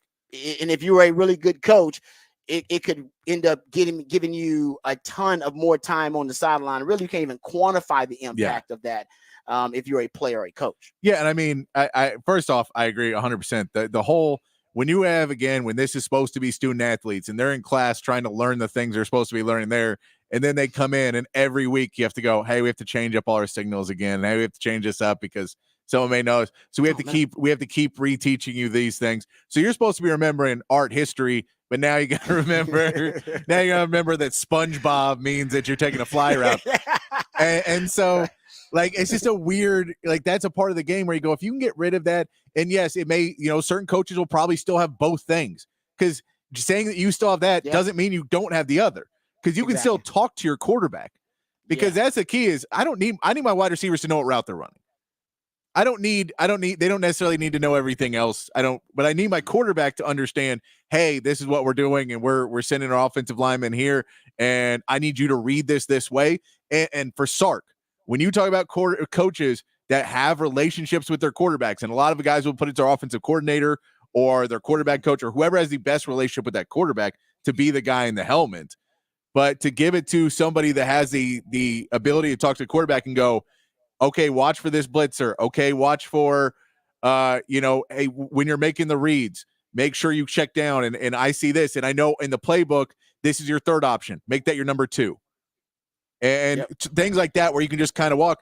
And we know that was kind of the Sean McVay, Jared Goff thing where he was walking him through plays. I believe they said that the rule they want to make the changes 15 seconds would be. It's just copying the NFL rule verbatim. It cuts off at 15 seconds. 15 seconds, it still cuts off. You can't make everything. But if you know how fast-paced some of these college teams are, 15 seconds, you could be snapping the ball. Yeah, they'll snap it for them. So you could basically Texas was at 22 seconds. So Texas could theoretically be there too. And so if Sark's getting the team and he's ready and you still use some signals so that maybe the wide receivers don't have to come back to the huddle, or you have some to just try and make it a little bit, but you're talking to Quinn Ewers through this process and then you're talking to Arch through this process. I think one of the huge things they'll do is help younger quarterbacks be able to progress faster. Now, the question of, how much can you do on your own if you're being taught and your handheld is another, whole discussion. But to get those guys in important situations, to have somebody be able to talk to them and just help them out and go, I know you're stressed about a lot of things. Here's a second pair of eyes. Here's a second brain to help you get through those. I think that'll be huge. And then it's time. I know it's at the end of the day, I get, it's always that thing of, well, Texas can't have tablets and headphone communications because UAB can't afford. And you go, well, I get that, but why? But UAB's not on TV right now. And UAB's not like in this big game. Like, I get it's capitalism at a certain point, and you go, these are the teams that people want to see, so let them do it. The tablets, they have to print out pictures and stuff to show players. And you go, oh man. Well, I'll tell you what, Texas has the best printers and the fastest computers to go do that. So they're still going to have a competitive advantage if you're printing out pictures or they'll still have the better of all of those things because they have more money. So at the end of the day, you say, look, we get it. Get sponsorships on there to help out some of these teams. And now we know that there's going to be a split eventually, but it's at the end of the day, get sponsors on board. And then, teams that aren't making as much money, now you have a tablet sponsor and a headphone sponsor like the NFL does. Like the NFL, I think you're right about that. The NFL, and keep this in mind too. The defense will also get a headset to sideline communication. So there will be a defender. In the NFL, it's the green dot, and the guy gets the green dot. Yeah. For Texas, I wonder who that will be. It could be Anthony. You want somebody who's on the back end, so you want someone in secondary or someone at the second level linebackers because they can see the play evolve and communicate to every different level of the defense. So for Texas, I am curious who that will be. But also keep in mind, I talked to my man CJ Vogel about this. In the bowl games, some teams use this headset communication because it was actually approved that you could use it for bowl games last year. Remember that? And it kind of went under the radar. He said there was a team that used it, except they used 3 on offense. Quarterback had one. Somebody on the O-line had one. And so one of the wide receivers had one. And their thought process would be to eliminate the symbols and the hand signs and the poster boards for good. Instead of just one headset, how about 3? Yeah. So you can have every level of the defense or every level of the offense, so they can make their own adjustments, and then you essentially have different coaches communicating at different levels of defense. That may be something to make this I don't know, this situation unique to college rather than just copying the NFL model verbatim. Well, and I'll also throw this in. When you look at defense and rotations, well, now you have to have, like, is that guy going to play every single down? Because I'd say one of the people you probably think about putting it on is Makuba at that safety, who is a more, is a more veteran guy and, could be a guy that could see the game pretty well from behind and be able to make the right calls up to everybody else. But if, they're rotating safeties at all like they did last season, then Makuba's not playing and then how many plays do you not have a guy in there? So if you have one and you go, okay, we just need to have our safety, our linebacker, or our D lineman, one of those guys has to be in at all times. And we'd like to have two in, but we can rotate. It'll change the rotations of it. I mean, that's normally the reason why the quarterback has it, is because the quarterback's going to be in. Needs to fill. Yeah. But no, I'm with you on that. Texas rotated a lot last year. A ton. And so if they're going to keep doing Ford, that. Yeah, Jalen Ford was the only guy to stay on the field, I think, most of the play. So you're right. And Ford would have been the guy last year. That's an easy one. Yeah. No, you're right about that. Oh, and also the 2-minute warning thing. People are like upset about the 2-minute warning because they're trying to shorten the games, right? They want a running clock after first downs. They want to shorten the games. And they did actually by a few plays and by a few minutes last season. Guys, it's ad revenue. It's money. Yeah. The 2-minute warning means another commercial break, which means more money. Now, if the 2-minute warnings takes the place of the TV timeouts elsewhere in the game, especially after a kickoff when you don't really need one because you just had a timeout, then that would kind of align with what they have been doing to shorten the games. But if it's just another added timeout, then they realized when they shortened the games, they were losing ad space. Yeah. They were losing ad revenue and went, guys, we got to make up this ad revenue. 2-minute warning helps you do that. Yeah. And it also can help keep games that are close and comebacks. 2-minute warning helps that. Yes, it's does. Another piece to make games more exciting at the end. No, that's a good point about that too. Yeah, so interesting rule changes coming to college football. We'll see if they're approved, but the belief is that all of them will be approved. And yes, college football is becoming more like the NFL. I've been trying to tell you guys this forever. That's why you got the consolidation of brands. You'll have two major conferences, the AFC and the NFC, Big Ten, the SEC. The rules are becoming more like the NFL. Come on, guys. Yeah. They're thinking about it. Y'all ain't thinking about it, but they're thinking about it. All right, we come back. We'll get into some of the other hot topics of the day, but we got one of my favorite segments coming up. We'll get into what the facts and stats coming up on the side.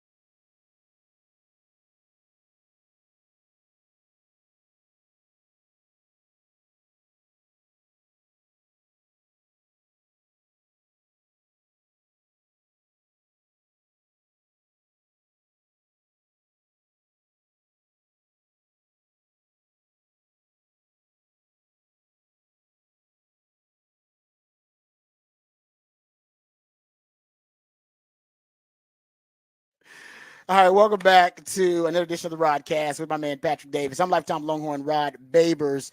All right, let's get into a couple of stats, factoids that I think you'll enjoy that may help you, bring you a little perspective. Since 2020, because the Longhorn baseball team actually went 0-3 over the weekend and had some disappointing losses, obviously.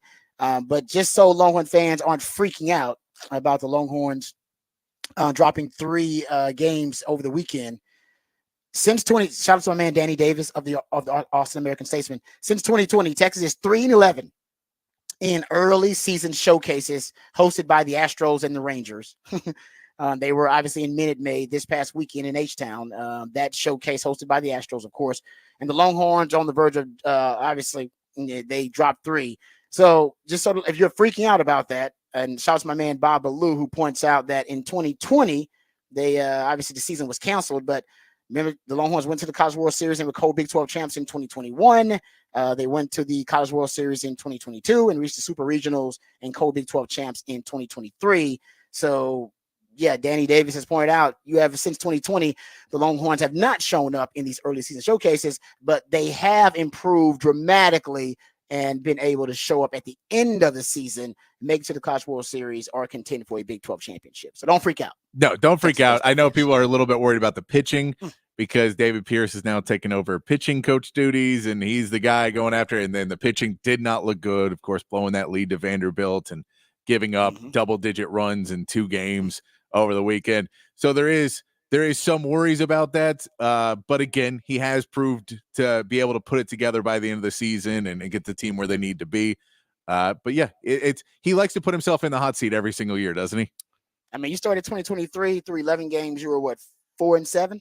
Yeah, he likes to start off. And then he likes to start off and go, I just want everyone to hate me, and then I fight back out.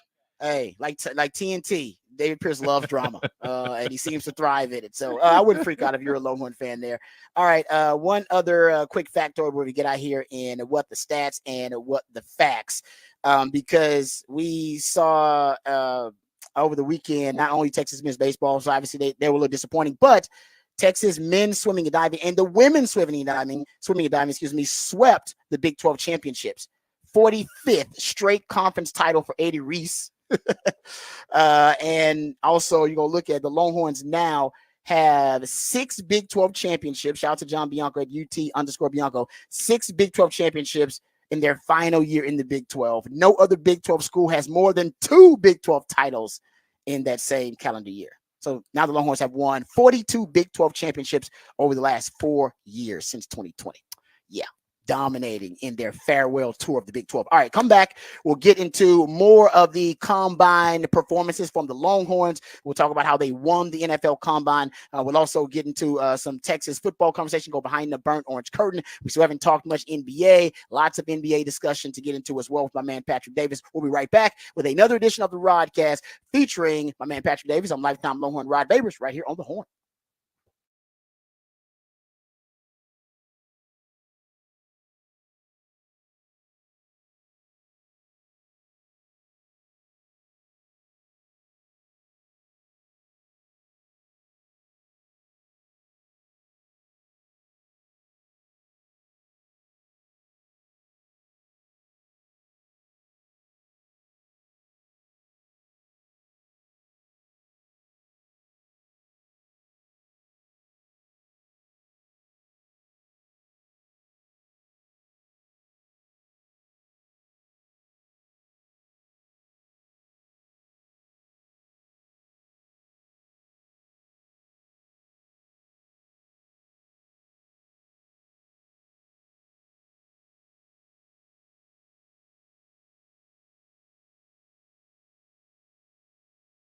Hey, what's up, folks? Lifetime Longhorn Rod Babers here. Aside from the traffic, Austin is a great city, an amazing city. We know that because, well, people keep moving here and making the traffic even worse. But that's okay because everything else that you get to enjoy here in Austin, it makes it well worth it. The people are fantastic. The food is great. The culture is great.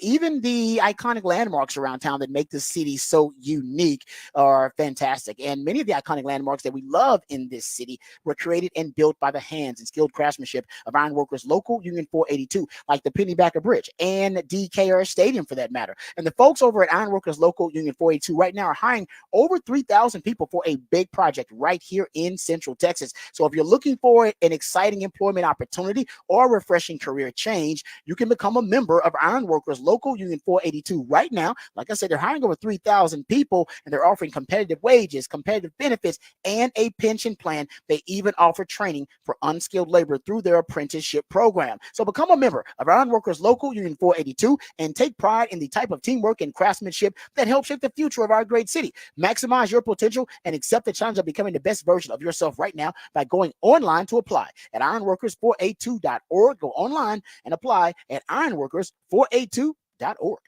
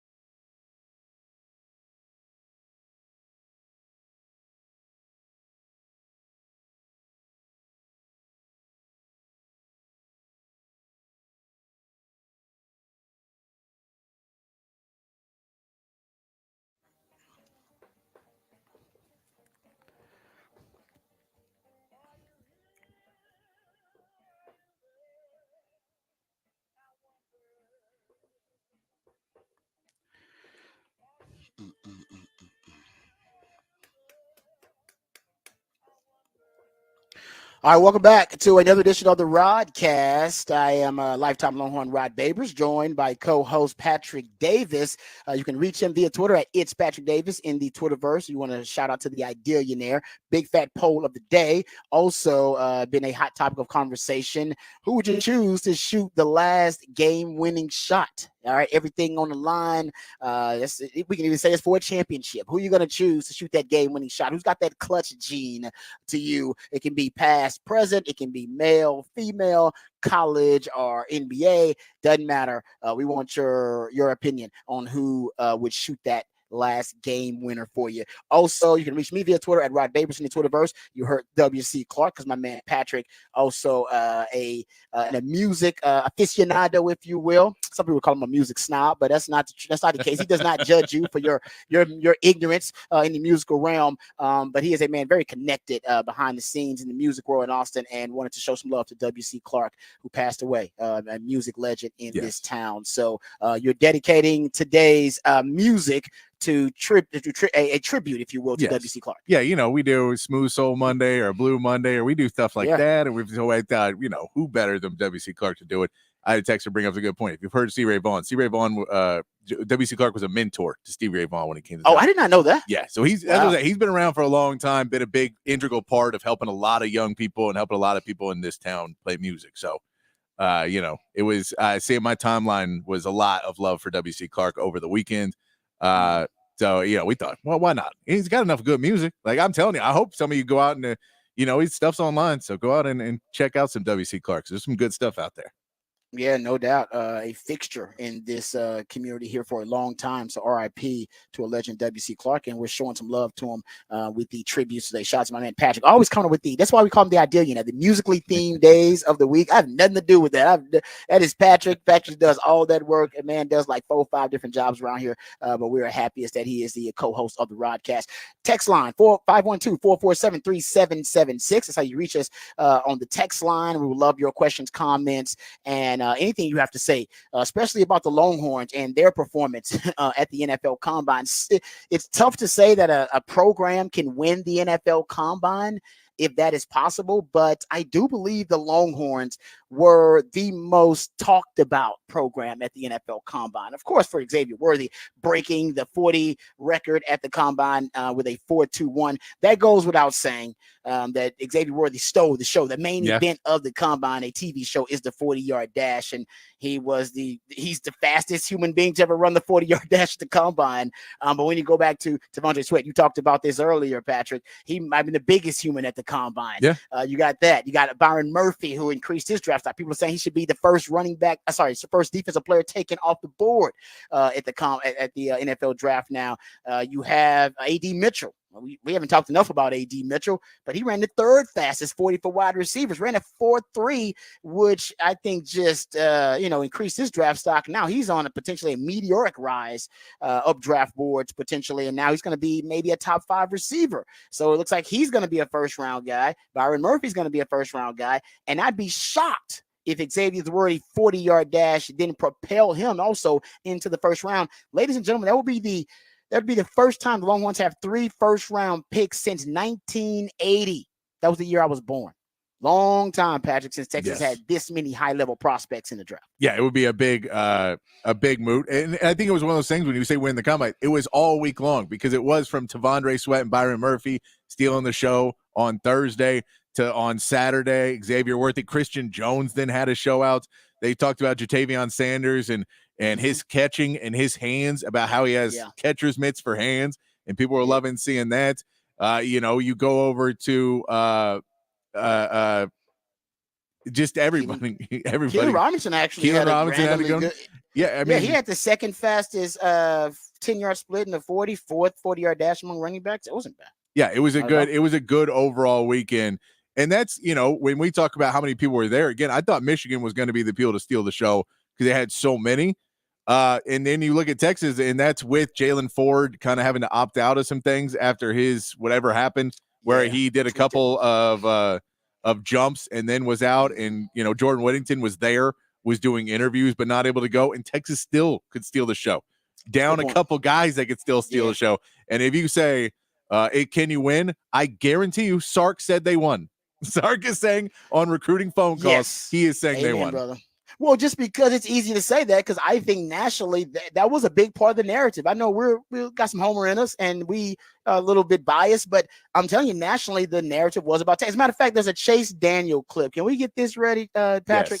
Yes. Chase Daniel was covering the NFL Combine for NFL Network, and he was talking about Texas after Xavier Worthy just explodes down the track and breaks the combine record for the 40. But listen to Chase Daniel. I think he echoes the very same sentiment. Just hat tip, right? I mean, this was a remarkable. I mean, Xavier Worthy stole the show today, but I'll tell you who else stole the show. Texas football, Longhorn Nation, with all those guys that they had. Xavier Worthy, Keelan Robinson, Adonai Mitchell, Jatavian Sanders. Just the whole combine was this Texas clinic, and it was insane. And you look at this, like 4.21. Okay, he's the fastest man ever at the combine, but he ran a 4.25 on his first run, which would have been the 5th fastest in combine history as well. So he has the 1st and the 5th fastest combine time ever. That is kind of freaky, actually. I didn't process it like that.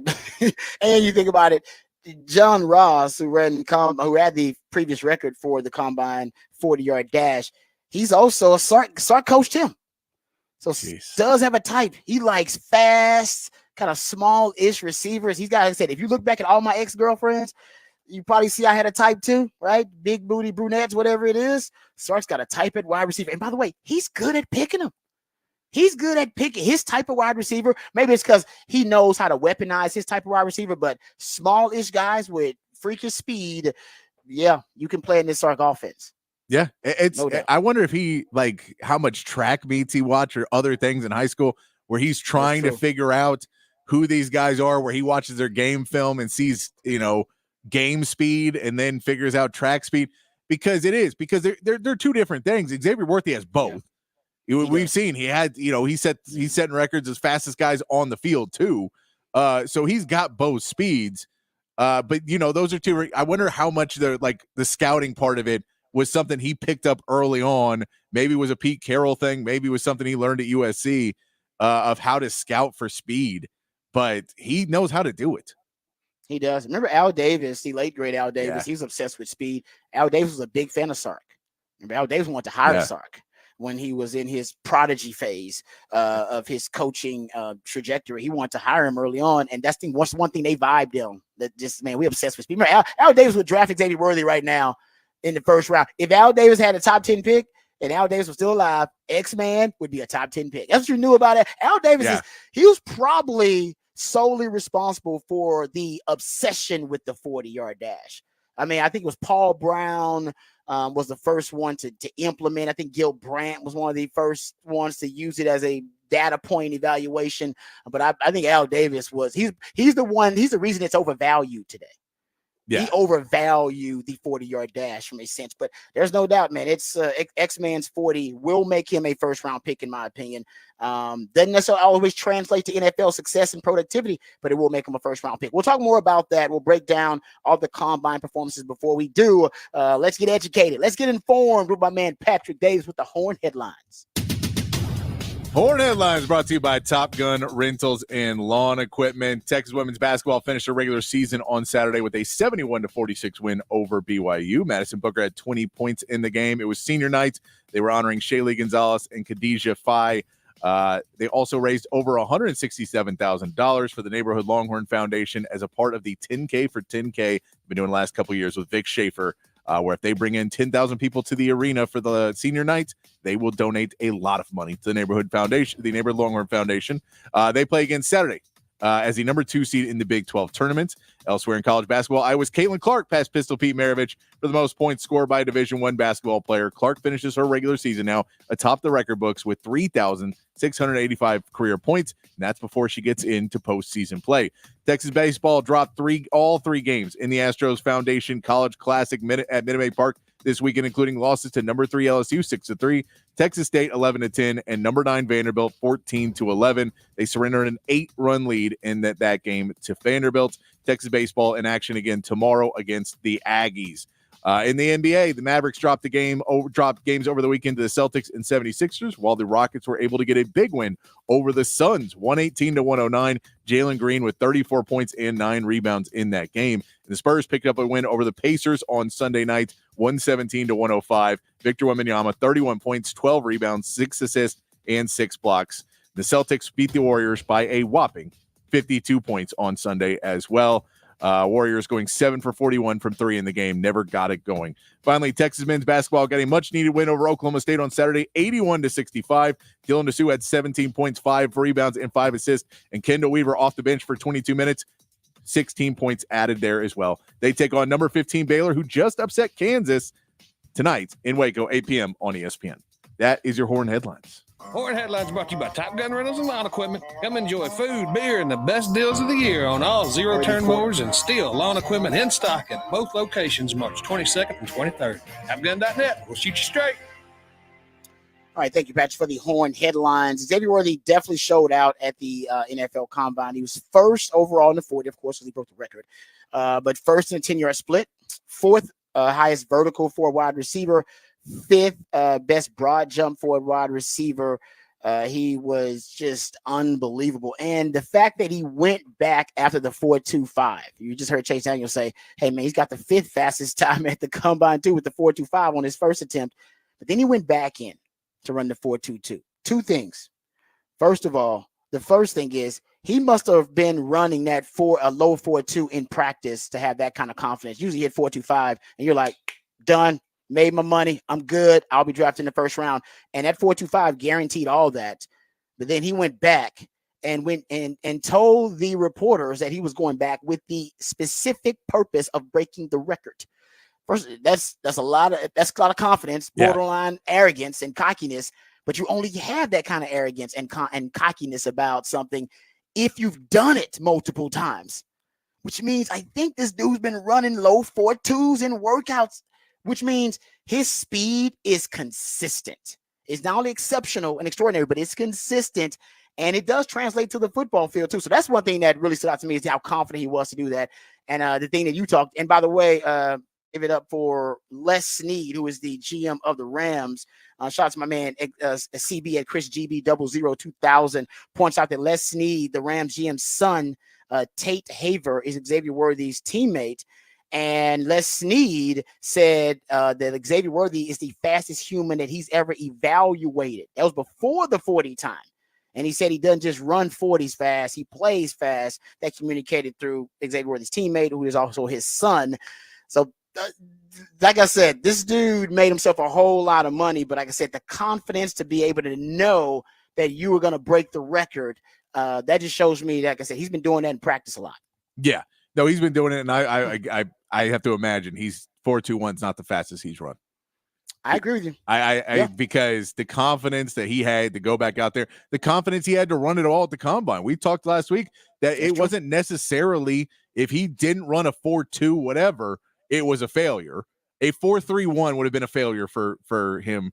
And so if he wasn't running 4.2s, like just 4.2s in itself completely consistently, then he may have said, you know what, I don't want to go out there, get nervous, and run a 4.35, and now I'm slow and small, and no one wants me, which 4.35 is not slow. I get that, but it's for him it is. But for him it is. And so he had to be running just like his bad runs had to be like 4.28.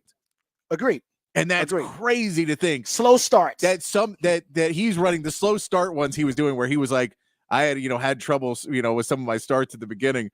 That right there, those had to be like 4.29, 4.30, and he was like 4.30, can't do that anymore. Where most mortal men would sit here and go, I will never, if I ever move that fast, my body's falling apart. Yep. All of my tendons will snap at the same time. Tear all the hamstrings, all of it's just gone. I'm with you. I think you're right about that. I think he's run faster than that. I wish somebody's going to ask him. Somebody's going to have an interview with him after this process, and somebody needs to ask him those questions. But he actually answered a few really good questions right after he ran the 4.22, which became a 4.21 and broke the record. He was talking to a sideline reporter right afterwards, and he couldn't even catch his breath. It was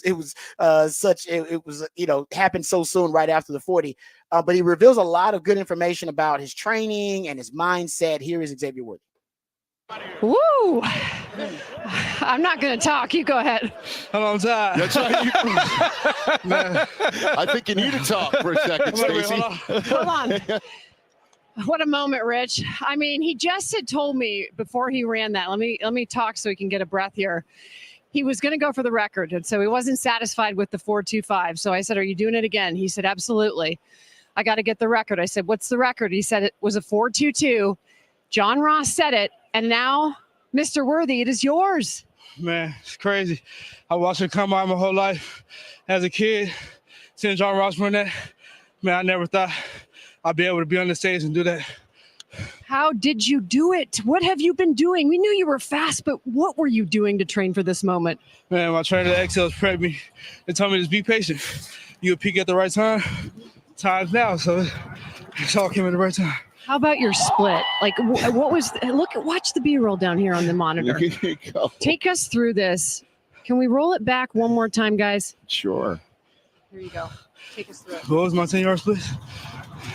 We don't. What's the 10-yard split? You got the 10-yard split. Pop it in my ear if you can. But that was tremendous. Man, really, I just been working on my start a lot. My start's kind of been my flaw to my 40. Coach Nick, he got it down for me, and I just took over from there. 149 10-yard split. Yeah, what was the back end? Man, I can't give you that much information. Come on. How about the get off though? The jump.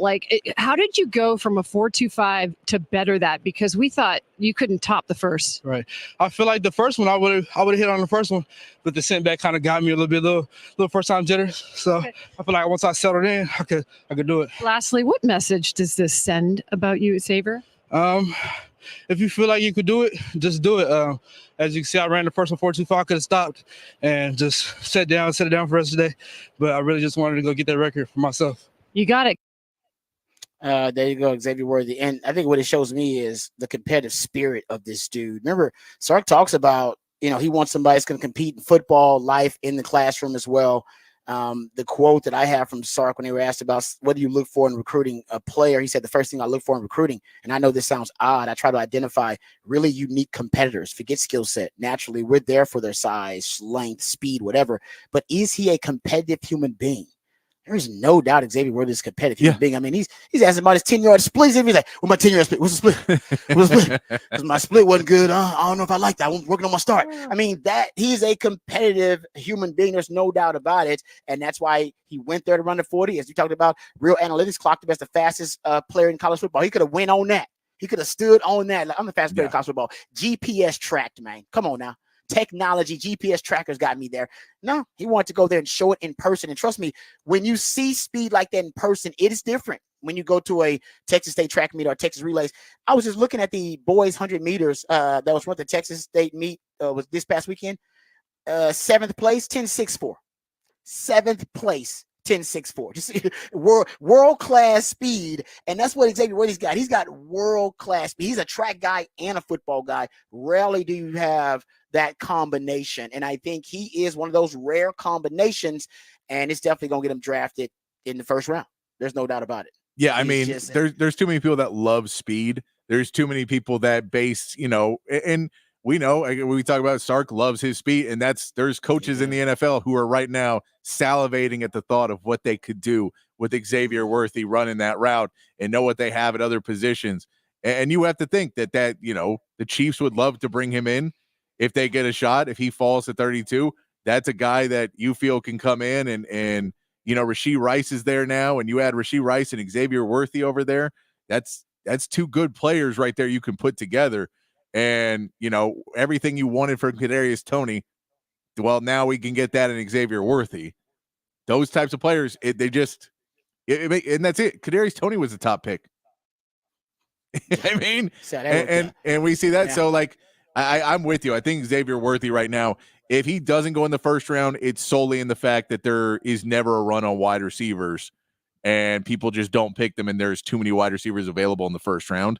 But if you get through that, what everyone's kind of predicting and what normally happens, that wide receivers go early and you get that run, I could see him in there very easily.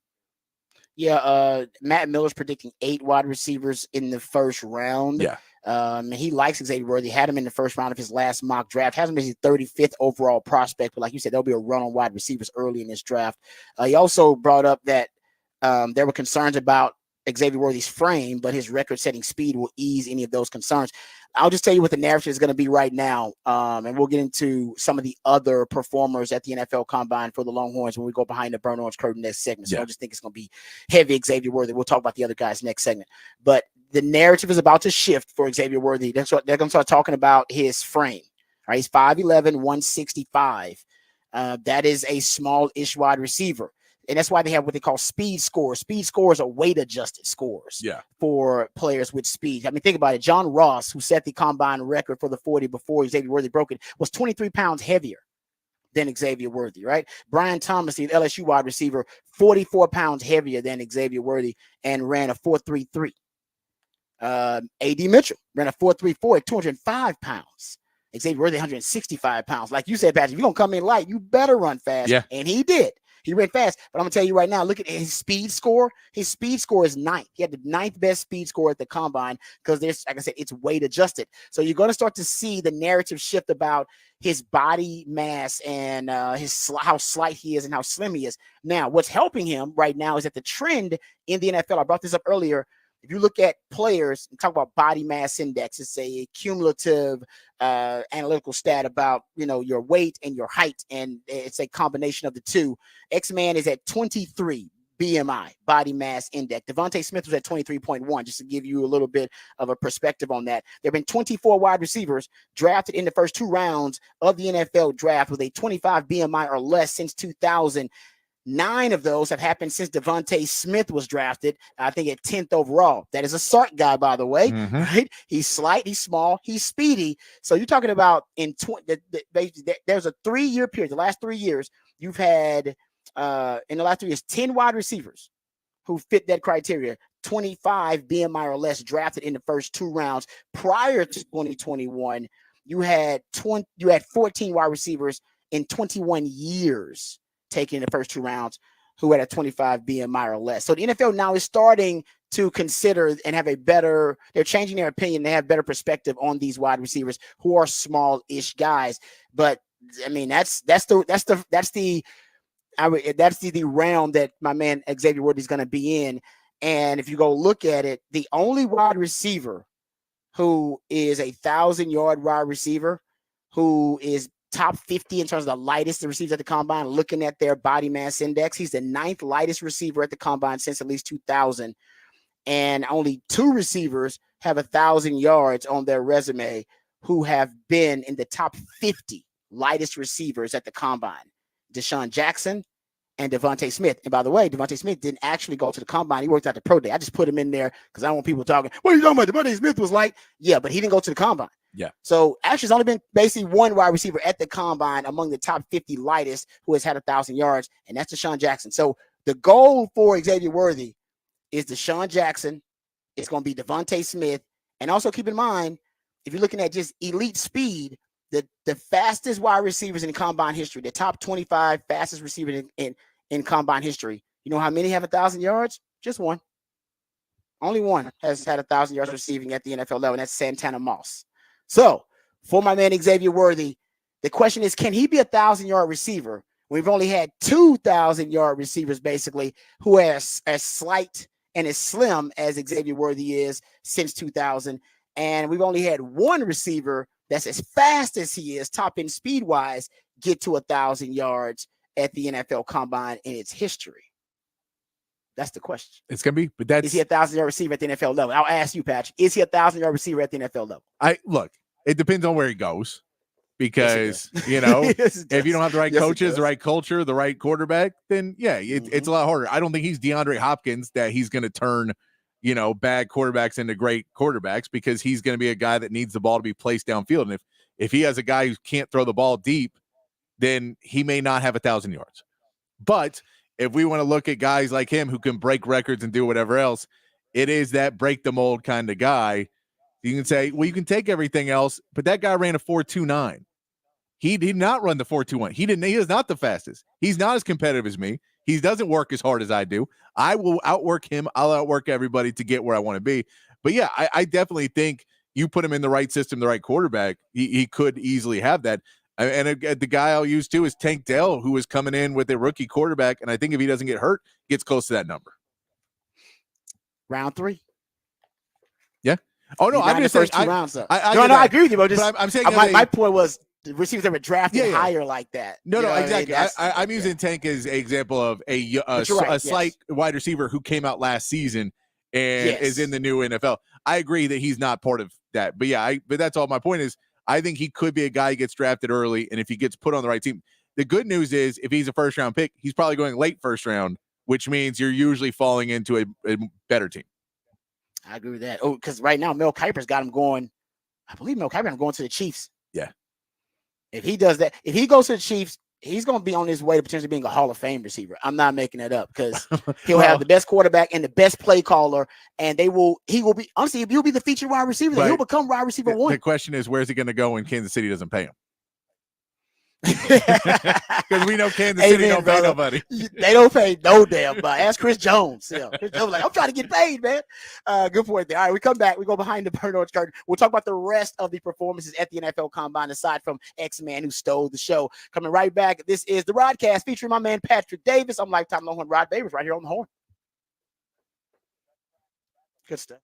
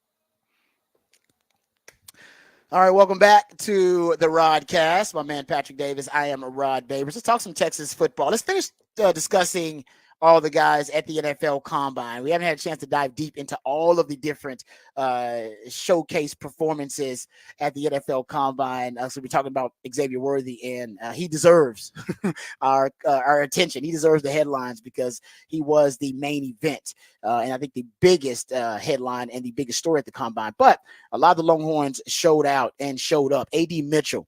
Remember, I said A.D. Mitchell. All he had to do was run a 4.4, and he would solidify himself as a first-round pick. Well, he measured it at 6'2", and he did better than that. He had the third best 40 time among all the wide receivers at the Combine, which is just amazing for him to have that. He had he measured at 6'2", 205, 9-inch hands, 32 3/8 arms, 4.3 for a 40-yard dash with a 1.52 split in the 10 yards. He had a vertical of 39.5, broad jump of 11.4. So his broad jump was actually first among the wide receivers. His 40 was third among the wide receivers. His vertical was 8th. He reached a top speed of 23.8 miles per hour, which was second best among the wide receivers. And this is a guy that is getting a lot of love because he has been a clutch performer in big games, right? Played in 5 college football playoff games and scored touchdowns in each of them. That's a big game performer. That's what A.D. Mitchell is. So A.D. Mitchell, I think, made himself a lot of money. I think he is going to guarantee himself to be a first-round pick. I do believe Texas will have 3 first-round picks for the first time since 1980. I think it'll be A.D. Mitchell. We talked about Xavier Worthy, and of course Byron Murphy might end up being the first defensive player taken off the board. Guys, only 2 wide receivers at the Combine since 2015 have run a 4.35 or faster, measured at least 6'2", and had a weight of at least 205 pounds. DK Metcalf and A.D. Mitchell. That's good company. That's who you want to be in there with. That's exactly right. What is DK Metcalf? DK Metcalf looks like he weighs like 230. 240. He looks like he looks different. I agree. Even A.D. Mitchell's body aren't even close. But A.D. Mitchell weighs more than I thought he weighed, actually. He's a little bigger than I thought he was. Yeah. No, I would not have put him in that camp. But I think it does help that if you have that frame, people understand, like, oh, no, he's one of the bigger wide receivers and the faster wide receivers. That's always a good look. Yeah, but yeah, DK Metcalf he's in that class of people that if they were running at you would be the scariest in the world. Because not only is he huge, he's also insanely fast. I treat him like I would treat a bull at running of the bulls. If he's running at me, I am running the other direction, or I'm jumping on something else to get out of the way. That's the thing. Is if DK Metcalf's running, me running away does nothing. Does absolutely nothing. You got a better chance of running away from the bull, so you do a DK Metcalf. DK Metcalf going to get me faster than I think. Like I'll be 4 yards into my run and already on the ground. Oh, no, I agree. DK Metcalf. But let's think about it. DK Metcalf has that combination, right? You're talking about A.D. Mitchell with the combination. What the knock on Xavier Worthy is now is that he's all speed, but where's the frame? Where's the size? And that may end up hurting his draft stock a little bit. It's because he measured in 166 pounds. Guys, I said that, John Ross was 23 pounds heavier when he set the record. A.D. Mitchell ran a 4.34 at 205 pounds. Brian Thomas, the LSU receiver, ran a 4.33 at 209 pounds. I mean, that is, you talk about the size metric and the speed score. I mean, in the NFL, a lot of people think that matters, but maybe it doesn't matter as much. So we have some sound of A.D. Mitchell. We pull this up. Texans fans, which Patrick and I both are. We don't like to brag about it. We don't like a lot of y'all are Cowboys fans, so we don't brag about being Texans fans because there's nothing to brag about until this past year. But either way, C.J. Stroud, actually, this is a guy that's been considered now a top 10 quarterback, had one of the greatest rookie seasons we've ever seen. A.D. Mitchell from H-Town, Mo City Mitch is his Twitter handle, I believe. Here's what he had to say when they asked him about quarterbacks and teams he'd like to play for. Anybody that you'd be like, man, I'd love to catch touchdowns from that dude. There's a lot of guys, bro. I mean, obviously Pat Mahomes. Yes. I love C.J. Stroud. I was a fan of him when he was tearing us up over at Georgia for the Peach Bowl. Right. Bro, it's a lot of guys, man. Well, you named 2 really good ones. Yeah, 2 really good. I mean, Patrick Mahomes and C.J. Stroud. The Texans are at the position where they can draft best talent available because they'll be drafting early 20 spot. Were they at 23 or 24? 23. The Cowboys are 24, 23. Right? Yes, they're right behind each other. Good point, Patrick. So they could draft almost anything, and yes, they could draft a wide receiver at that position if they believe that's the best talent available. So there you go. Mo City Mitch might be hanging out in Mo City if the Houston Texans draft him. JT Sanders at the NFL Combine. I thought he had a lot to gain at the Combine. He had the 5th best shuttle. I think he was 6th in his 10-yard split. His 40-yard dash wasn't spectacular. I think he had the 9th best 40-yard dash. But as you pointed out, Patrick, he looked really good in the receiving drills. Yeah. He looked fluid. He's got huge hands, like huge hands. Yeah. And the gauntlet drill, he looked really good. So I think he's still the second tight end on the board, but he measured in at 6'4", 245, 10 and 1/8 inch hands. His hands are huge. Mine are like 9.5. I got bigger hands than A.D. Mitchell and Xavier Worthy, by the way. I always look at that. I want to be able to brag about something with Xavier Worthy. Maybe I can do that. For his 40-yard dash was a 4.69. His 10-yard split was a 1.59. He had a 20-yard shuttle at 4.32. I don't think he hurt himself, but I'm not necessarily sure that he increased his draft stock then, but I think he just kind of maintained status quo. No, I think JT, the big thing was when you heard him talking about how he wants to be a blocker.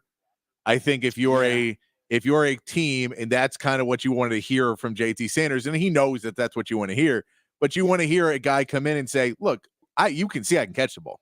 We all know I can run and catch the ball and run routes. We all know that. Mm-hmm. But I've been working on my blocking, and I want to block and block and block and block. And if the more he says the word block, the more teams are like, okay, well, that's who we want, because we want the best tight end, but the best tight end is also a blocker because he's also going to help us in our run game, and he's going to help us in our passing game because he can get downfield. And we can't have an ineligible receiver downfield, but I can have a tight end downfield and have him blocking the way, and I can put whoever behind him. So I think that is kind of one of those pieces what you wanted to see him come out in this combine and in the team meetings, really talk about blocking, because the film's out there on the rest of it. Everybody knows that. The question would be, can he be a consistent blocker? And if he can be a consistent blocker, then he is a first-round talent. That's, I think, more of the wonder with JT Sanders, because you can see what he can do as a receiver, but are you taking a tight end that's just a receiver that's not, that you may have to have another tight end that's playing, and he's not an every down guy, and he's not – that's more the worry. I agree with you. The year somebody told him, hey, block, sit a lot. Well, say how much you want to block. You can tell blocker. Texas coaches are very big on tight ends must block. He's talked about that a lot. The question was, in certain games, I know there was an injury earlier in the season, and after that injury, it looked like he was a little tender when he was blocking on some of the games, and by the end of the season, he was blocking a little bit better. But that for me is really the piece of a top tight end is, well, can you block at an elite level and receive at an elite level?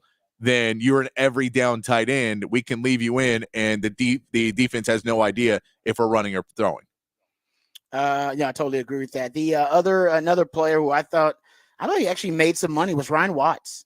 Ryan Watts' 40 was a 4.53. I thought, that was what he needed to show that he can run the low 4.5s. Now, it was not, the DBs had like 8 DBs that ran 4.3 something. So the DBs were moved. This was the fastest combine in the history of the combine, guys. You had 20 players run under 4.4, but the average time for the wide receivers was a 4.44, fastest in combine history. You had 9 receivers that ran under 4.4, the most since 2003. You had 8 cornerbacks who ran in the 4.3s. They were just moving. I think I ran like a 4.43, 4.45 or something like that at the combine. Yeah. Thought I was moving. Turns out I'm slow compared to these young bucks. But Ryan Watts, 26th in the 40 with a 4.53, but his 10-yard split was 25th. But he's 6th in the vertical leap. He had a 40.5-inch vertical, shows explosiveness. Broad jump, he was all right. He was I think a 10.5 broad jump, 17th among DBs. 2nd in the 3-cone drill. The 3-cone was exceptional, 6.82, and he was 4th in the short shuttle. So that's change of direction. That's short area quickness. And that's the reason they're moving him to safety is because he can't run. And they know he can't run straight ahead with top end speed. So his 40, I think, is faster than he would have thought. But his change of direction, short area quickness drills, I think showed a lot. He also had the fastest miles per hour in the gauntlet drill, faster than any of the corners, which was also pretty extraordinary. So I thought Ryan Watts might have made some money, man, considering you're going to have a smaller pool of talent at the later part of the draft because you have more underclassmen staying in school, there's a guy that some team might take a chance on, and they have expanded the practice squads. So now you can have a developmental project for a few more years, like a guy like Ryan Watts. It is. And again, we talk about those new kickoff rules. Somebody who has, speed, they can get out quickly, has a big frame. That special teams player, he talked about being a special teams player. He's talked about his willingness to be safety. He's very open to whatever the NFL wants to do. And I think his numbers were good enough that you could see some of the things and say, okay, we can mold him into the guy we want. And, that's not an every down starter for sure. But at the same part, he is a guy that you feel, okay, we can take him in. He'll be special teams. He'll be able to fit some, different scenarios for us. And then we can go from there. If we can build him out and we can get him to, see the field a little bit better at the safety position, we won't know until he plays it in a game. If we can get him turning and exploding the right way, those types of things, then I think he could, find a home in the NFL long term. But special teams players, man, they're important. And the fact they want to make the kickoff matter again, special teams players will still be important. Make returns great again, baby. That's what they're trying to do. Make the return game great again. And I think you're right about that. Ryan Watts, as a coverage guy, he could end up being really, really important for a team based on just being a coverage specialist too, in addition to adding depth on their roster for the safety position. Speaking of special teams, Keelan Robinson. He was second in his 10-yard split, fourth in the 40-yard dash among running backs with a 4.42. Had a broad jump of 10.5, vertical of 33. He's the best return guy in this draft class. I'm not sure if he'll be drafted, but you just mentioned the change in the kickoff rules or in the kickoff return rules in the NFL. They're strongly pushing for the new XFL return. If that is the case, then that will emphasize the kick return game. They'll prioritize it. If they prioritize it, guys like Keelan Robinson may become priority free agents for a lot of teams. So I think his best hope is that the NFL pushes that XFL kickoff return through, because his draft stock will increase if that's the case. Christian Jones, he was 13th among. Now, he came in lighter, too. Christian Jones came in much lighter. He came in at 305 pounds. Remember, this guy played at 318. So it seemed like everybody came in lighter except for T'Vondre Sweat. Yes. He was the only guy that was like, you know what? Screw it. I am what I am. You either love me or you hate me. But Christian Jones was 6'5", 305. 10 and 5/8 hands. Hands are huge. Ran a 5.04 40-yard dash with a 1.78 split, 8.093 cone drill, 4.78 20-yard shuttle. He was 33rd in his 10-yard split, 19th in the shuttle, 26th in the 3-cone drill, 13th in the 40. So nothing spectacular, but I think coming in at 305 actually helped out. The thing about moving him to guard in the NFL, that is the talk. He can play tackle. Think about moving him more to guard. I believe that's where he has the highest ceiling in the NFL. And I believe them about that too. So Jay Witt, my man Jay Witt did not participate. Did interviews, did I think some medical evals, but he did not participate in any of the drills or the workouts. I think he's going to do that at pro day. And a lot of the guys, Jalen Ford, remember he tweaked something in the broad jump and the vertical. He's going to finish his workout at pro day. And there are a lot of drills that the players decided to pass on. I think everybody passed on a couple of drills that I can see. They'll probably do those drills at pro day. And by the way, I did hear, shout out to my man CJ Vogel, that Quinn Ewers will throw at pro day. Nice. So for the wide receiver, for the wide receivers, he'll throw at pro day just for the wide receivers and that kind of stuff. So and the Jay Witt one we heard was Senior Bowl. He tweaked something at the Senior Bowl. And so he may not be fully 100% or had the time to do the ramp up of the drills and everything to get himself where he felt comfortable doing it at the combine. Because even if he's healthy right now, you don't want to go in. If you go, well, I only had a week and a half where I was fully healthy to go train for this, I don't necessarily want to come in and try and run a 40 if they're not training for it. Agreed. That's a good point. All right, we come back. We'll get into a little off of the record on the other side, talk about some of the strangest stories and headlines from the weekend and from the sports world, outside the sports world. All that when we return right here on the Rodcast, featuring my man Patrick Davis. I'm lifetime Longhorn Rod Babers, right here on the Horn.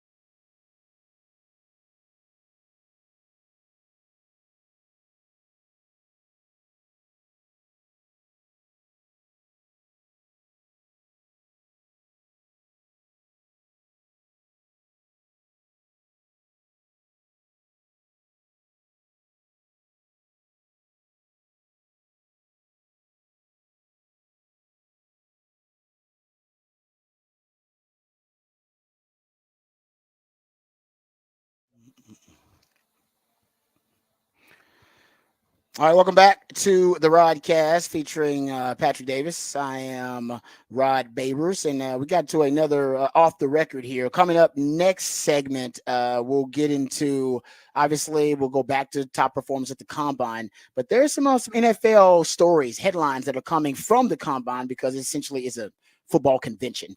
So there's a lot of discussion about, trades and transactions and extensions that'll be signed, contract talk about what teams are expected to do in the NFL draft. And a lot of those rumors actually come from the NFL Combine. So we'll talk about that on the other side. All right, let's get a little bit off the record here. I thought this was a weird story, and it's strange. I was just watching this the other day. I was watching actually one of the originals from this comedy series. Everybody remembers the Naked Gun series? Yeah. And it's considered an iconic comedic series. They're going to remake it. They remake every damn thing these days. Obviously, Leslie Nielsen that made the Naked Gun movies famous. They had O.J. Simpson in those movies, man. Yes, That's they people did. loved O.J. We loved O.J. so much that we used to put him in comedies and laugh at O.J. And now we see O.J. as some sick, twisted, just duplicitous, some people even say murderous individual. Anyway, but I digress. They're going to remake it, and I guess who is going to be one of the main characters in this, according to the Hollywood Reporter, Liam Neeson is going to be in the reboot. And I'm assuming that he's playing like one of the main characters in it. Liam Neeson in comedy. Well, this is a new thing for him. The thing was, Leslie Nielsen was a serious actor for 30, 40 years. Like, he was a serious actor. And then that's what he did is they were like, just keep doing that in a comedy movie and we'll put so much slapstick around you that it'll all work. But he was still delivering lines in a serious way. As a straight man. Yeah. So that I don't know if it'll work the same because I feel like Leslie Nielsen, I think it'll work maybe for kids. For us, we know him too well. I don't remember Leslie Nielsen as a serious actor. I know he was one, but I never watched any of those films. So when I saw him in Naked Gun, he was a different character. I feel like Airplane too, right? Yeah. And so he started doing his comedy, but he always did it in a very straight, reading it straight line and straight faced. I don't know. I don't know if Liam Neeson's going to be able to because I feel like whenever we see Liam Neeson, we're immediately going to be like, okay, he's taken, he's there. Like we know Liam Neeson. I don't know if he pulls it off as well, but give it a shot. I am worried. Yeah, who's going to be Nordberg though? No, I'm with you like that. You makes a lot of sense though, because they want someone that is a known, recognizable actor who is a serious actor. Yes, and that way, not only when they deliver the lines, it won't seem as silly to you because they're delivering a straight line in a, like you said, a comedic tone and with a comedic atmosphere around them. I love when actors pivot. Though I didn't know Leslie Nielsen did that actually. I love when there's a pivot because we've seen it from several. Tom Hanks originally pivoted. He was like, man, this guy was dressing up as bosom buddies in a sitcom, and he was actually at one time like a physical comedian as an actor. And then he turned obviously to become the Tom Hanks that we all know today. So he's done that. Steve Carell has tried to pivot to more serious roles. If you'll notice, because he tried to get away from Michael Scott from The Office. So a lot of his roles lately have been of a serious tone. He hasn't gone back to the comedy. No, but basically made him famous. Like a Robert De Niro. He could do everything. But Robert De Niro went, and when he did Meet the Parents and all of that, that was, he was always, a very, and he still was straight-laced in that, but it's analyze this. Was one of the first ones. That was one of the first comedies he did. That's how you transition from gangster to comedy is play a gangster in a comedy. Yeah, it was good though. I actually enjoyed those movies. Yeah, but that's just some actors. They have so much range they can do it all. Well, and they literally can do it all. Liam Neeson did that Seth MacFarlane movie. The 1,000 Ways to Die in the West or whatever that was. He was in that. Remember that. He was in that. I forgot about that. Okay, so maybe he's already been transitioning a little bit. I think he's been trying to get in there because he knows it's easier. Because he's like, when I say easier, he doesn't have to do stunts. He doesn't have to do it's easier. But think about it. He pivot to action movie hero at one point in his career because he wasn't always an action movie guy either. Now he's an action movie guy. No, he was doing dramas. Yeah, and then he did that. I don't know. Now he's an action movie hero, right? He's Taken and I think he's got a ton of action movies where he's basically the Taken plot. He's basically the guy from Taken. He's just in another movie. Yes, and they just call it something else. What was That's the all one it where is. he fights the wolves in the? Oh yes, the Gray or something like that. I like that. I like that movie. Yeah, no, I never saw it. I just know there's in the previews it's just him like about to fight the wolves. That's yes, yeah. No, that's the plot. I know how you were thinking you just kind of mocked the plot. No, you didn't. That is the plot. It's him versus the wolves. I watched that movie. All right, we'll come back. Last hour of the Rodcast. We'll talk NFL Combine. We're gonna talk Texans and Cowboys. I believe Jerry Jones is putting his Cowboys team on notice. He wants them all to be in a contract year. We'll talk about that. And what are the Texans going to do in the draft? That is all the scuttlebutt at the Combine. We'll discuss it on the other side. Right here on the Rodcast featuring Patrick Davis. I'm Lifetime Longhorn Rod Babers right here on the Horn.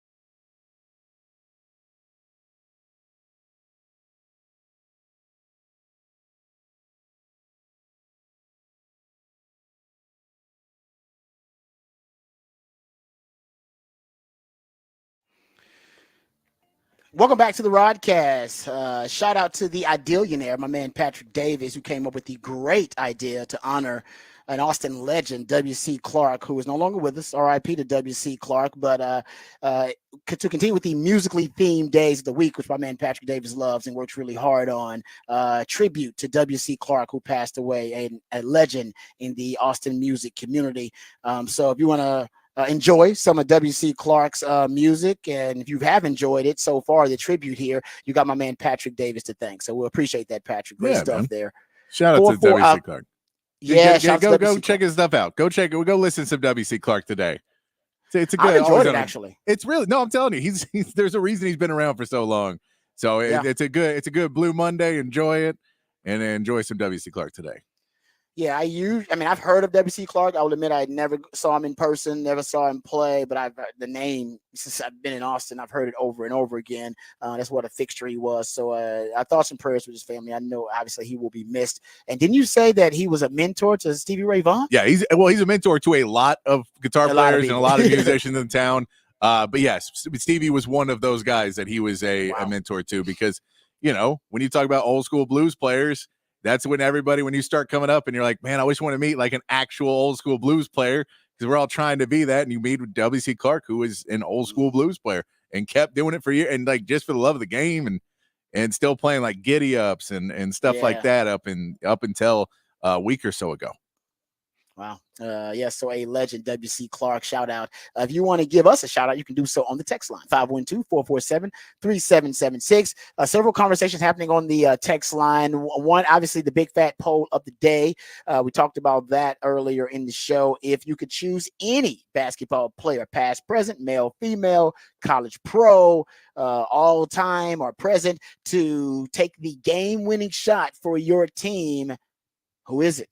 Throw it out there. Yeah. Inspired by Caitlin Clark's record-setting performance this past weekend, where she becomes the all-time leading scorer in college basketball, and also by LeBron James, who actually scored 40,000 points. First player to reach 40,000, correct? Was he the first player ever at 40,000? Yeah, because he's the all-time leading scorer now. So he's all-time leading scorer now. Yeah. So first player to 40,000. So that inspired a hoops conversation there. We'll get to Roch around the day, which will be NFL heavy. We want to talk about some of the NFL stories coming out of the combine.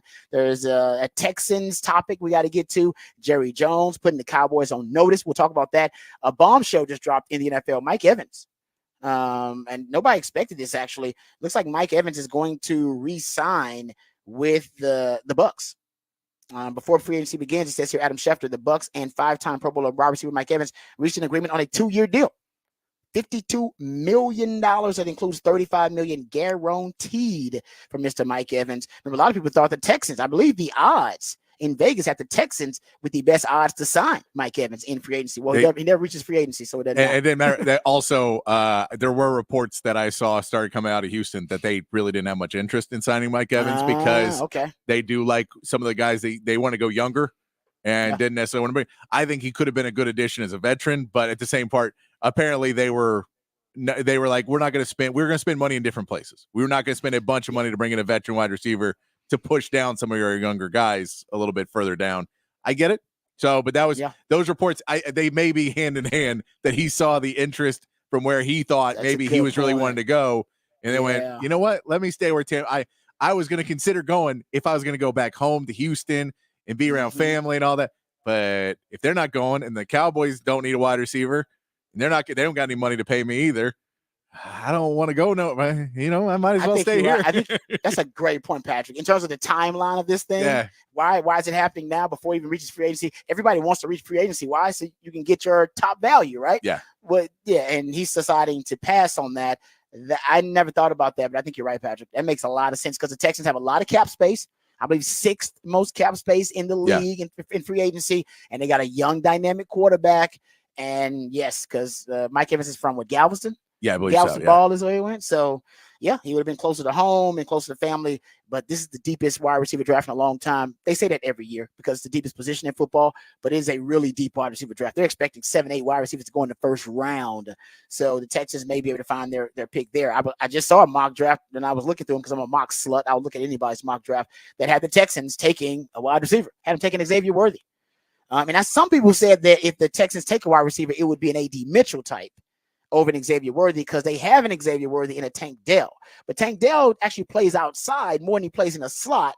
And I think an Xavier Worthy would be a guy they would probably move in the slot because he's so slight. You don't want teams getting their hands on him and DBs getting their hands on him. But, that guy, he knows how to release. He knows how to get a clean release off the line of scrimmage. So does Tank Dell. And they are very comparable, as you brought that up earlier, Patrick, in their skill set. So anyway, I can't wait for the NFL draft. Obviously, the Longhorns will be well represented there because they were well represented at the NFL Combine with 11 guys. And we'll talk about that a little bit. But we're going to, in Raj Rant, transition into some NFL discussion about the Cowboys, about the Texans, and not about the Bucs, apparently. Because if you're re-signing Mike Evans, doesn't that mean you're going to re-sign Baker Mayfield?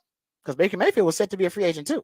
Yeah, I mean, my guess is they're playing that one of, Baker Mayfield wants security, and I doubt they want to give him that security. But you can't. What's the point of re-signing Mike Evans if you don't sign Baker back? Look, I agree. That's crazy. I agree, but Tampa Bay has not, other than getting Tom Brady, has not made a ton of great decisions in the last few years. Hey, that was a damn good one, though. That was a real good one. That one took care of everything. Yeah, that was a solid one of, Tom, you come in and you do whatever you want. Yeah, that's a great example of, listen, your one good decision will outweigh all of your really bad ones. If you make the right one, everybody forget all about the bad decisions that you made. Okay, so we'll get to some NFL news, notes, and nuggets here in a second. I also want to talk a little NBA. I want to talk some basketball and hoops on the other side. Texas basketball, big game tonight. Yes. Caitlin Clark breaking the all-time record. What the hell happened in that Boston Golden State game? We got to discuss that. Patrick, you watch a lot of NBA. You got the NBA.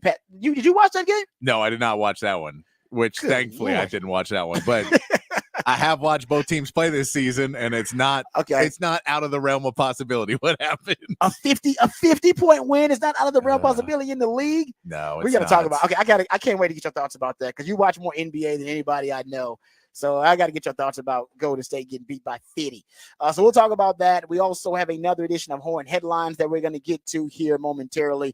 But the big story, of course, is my man Xavier Worthy and him breaking the record in the 40-yard dash at the NFL Combine. I love what Chase Daniels said. His first attempt, 4.25, was actually would have been the 5th fastest time in Combine history. He comes up with the second attempt and breaks the Combine record. So the man's top 5, even if you're taking his first attempt or his second attempt, it really was a showcase. Like I said, to see that type of world-class speed on display, and I'll give Xavier Worthy a lot of props. There was a lot of pressure on him because people expected him to run fast. You brought a great point. I agree. And I said this, before the Combine. If he ran a 4.35, people would have been like, that was just crazy. Yeah. But they would have looked at him and it probably would have hurt his draft stock a little bit because the expectations were so high that he was going to run a 4.2 or be the fastest player at the Combine period. I think the Vegas odds had him at the second best odds to have the fastest 40 at the Combine. He had already been clocked by Real Analytics as the fastest player in college football at 22.7 miles per hour. So scouts had high expectations, so did fans.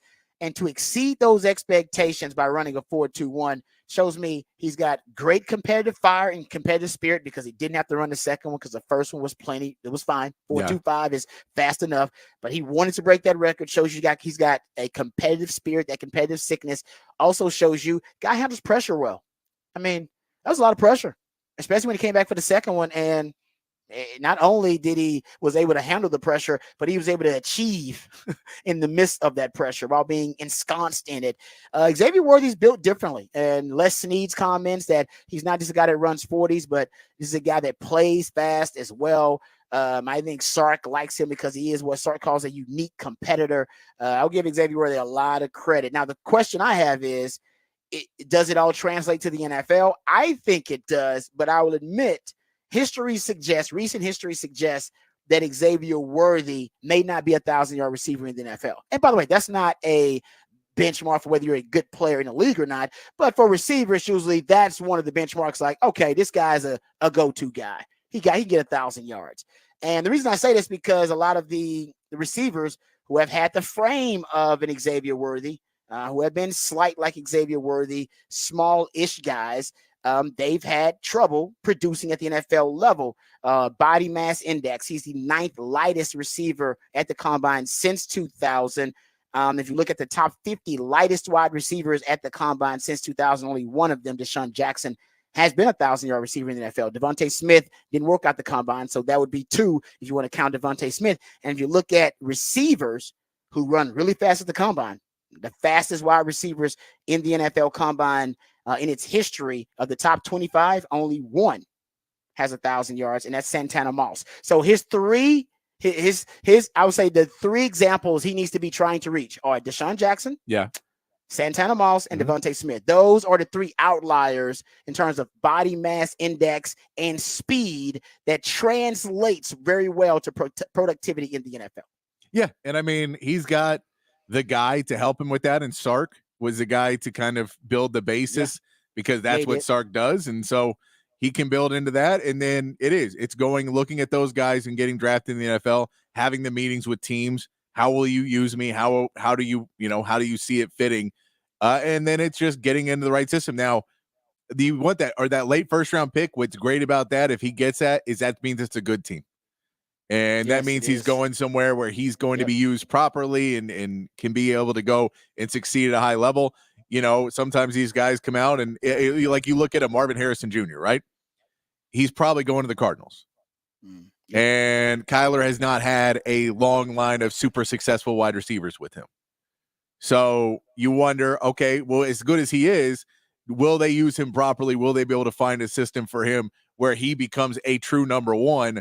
Or does Kyler still want to throw to Hollywood Brown and they don't necessarily, you don't know with that. However, if you say, well, you put Xavier Worthy with Patrick Mahomes, Patrick Mahomes is going to be thrilled to find somebody who can catch a football.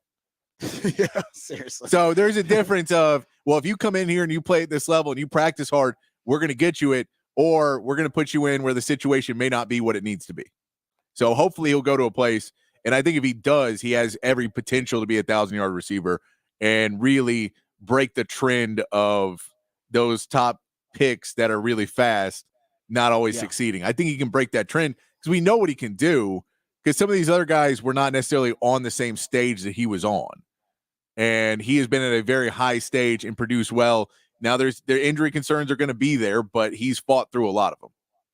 Yeah, I mean, and I think it translates. I do think he has play strength. I think his speed, he plays fast. Honestly, I think this is a guy that plays fast, but actually ran faster than he plays, but he still plays fast. I thought everybody thought he would be a guy that ran in 4.2s just from watching him on the field.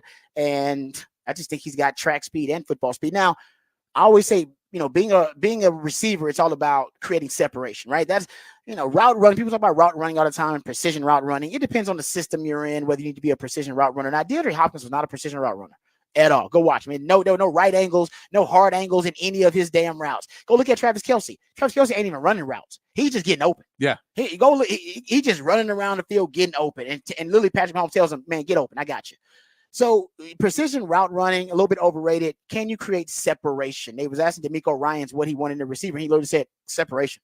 I want a guy that can create separation, make life easier on our quarterbacks. And that's what I think, for a guy like Xavier Worthy, that's where I think his game does translate. It creates separation.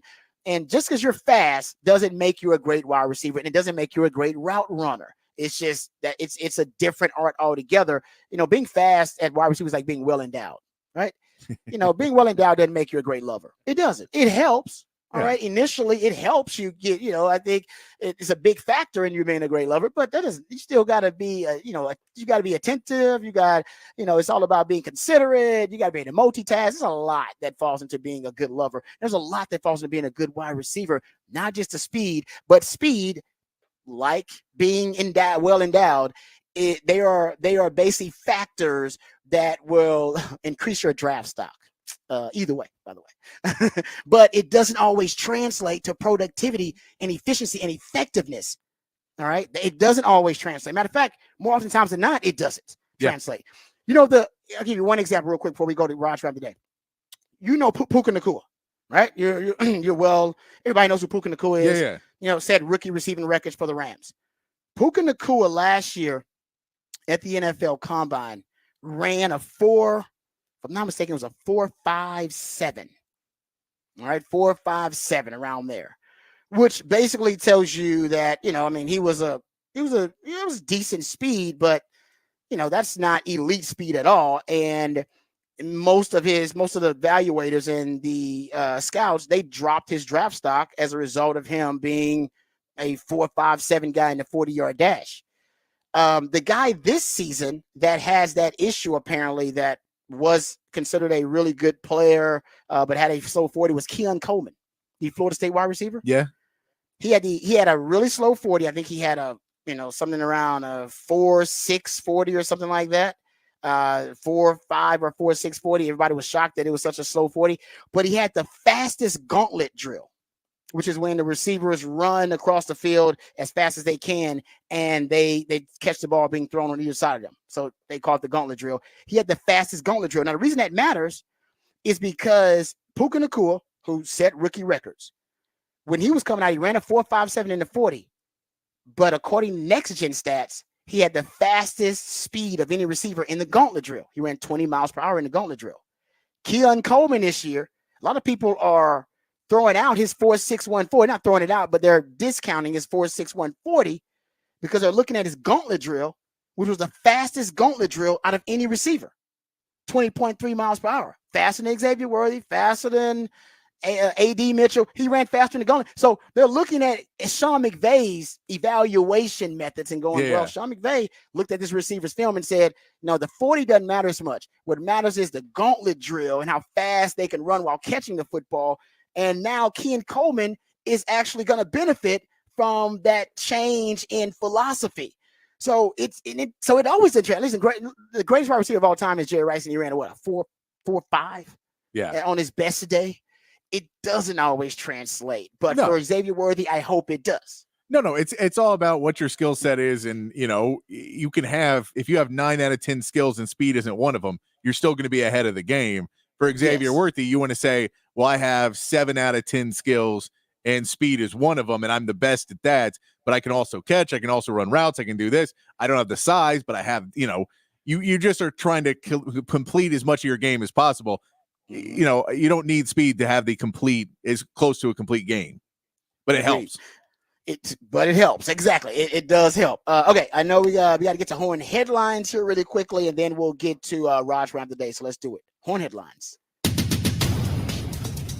All right, your Horn headlines brought to you by Top Gun Rentals and Lawn Equipment. Texas women's basketball finished their regular season on Saturday with a 71-46 win over BYU. Madison Booker had 20 points in that game. It was senior night. They were honoring Shaylee Gonzalez and Khadijah Faye at that game. They play again Saturday as a 2 seed in the Big 12 tournament. Texas baseball dropped all 3 of their games in the Astros Foundation College Classic at Minute Maid Park this weekend, including losses to number 3 LSU 6-3, Texas State 11-10, and number 9 Vanderbilt 14-11, including a surrendered 8-run lead to Vanderbilt. They're in action again tomorrow night against the Aggies. In the NBA, the Mavericks dropped games over the weekend to the Celtics and 76ers, while the Rockets got a big win over the Suns 118-109 with Jalen Green putting up 34 points and 9 rebounds. Spurs picked up a win over the Pacers on Sunday 117-105. Wemby had 31 points, 12 rebounds, 6 assists, and 6 blocks. And the Celtics drubbed the Warriors by 52 points on Sunday. A terrible loss for the Warriors, but the Celtics continue on a really good season. Finally, Texas men's basketball got a much-needed win over Oklahoma State on Saturday, 81-65. Dylan DeSue has 17 points, 5 rebounds, 5 assists, and Kendall Weaver came off the bench with 16 points. They take on number 15 Baylor tonight, 8 p.m. on ESPN in Waco. And that is your Horn headlines.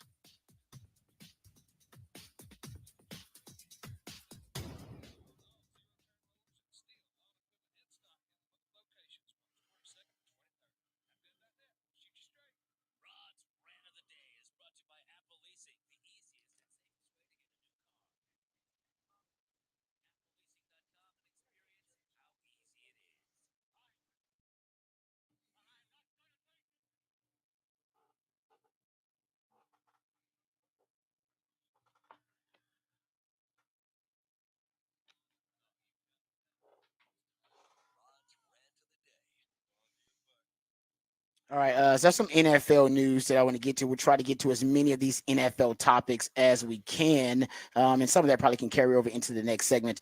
Okay, so first off, let's talk about the Texans. We'll talk about the Cowboys. We'll get to them in a second.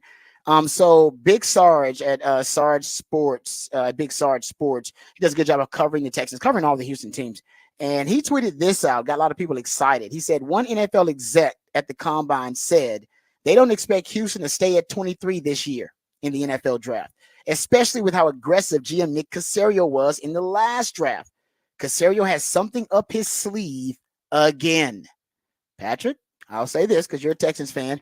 If Nick Caserio does indeed have something up his sleeve and he's trading up in the draft, what's he trading up for? They're at 23, right? Well, what position is he trading up to get? I mean, you would have to figure it's defensive. I mean, now there is another one. I'll throw out a curveball because you figure it's defense. Byron Murphy could be on that list. They could say, let's go get another cornerback to put alongside Stingley and shore up that secondary. They could say we need to get the best linebacker. It's probably not the case, but they could say too, we like Brock Bowers. And we want to pair up.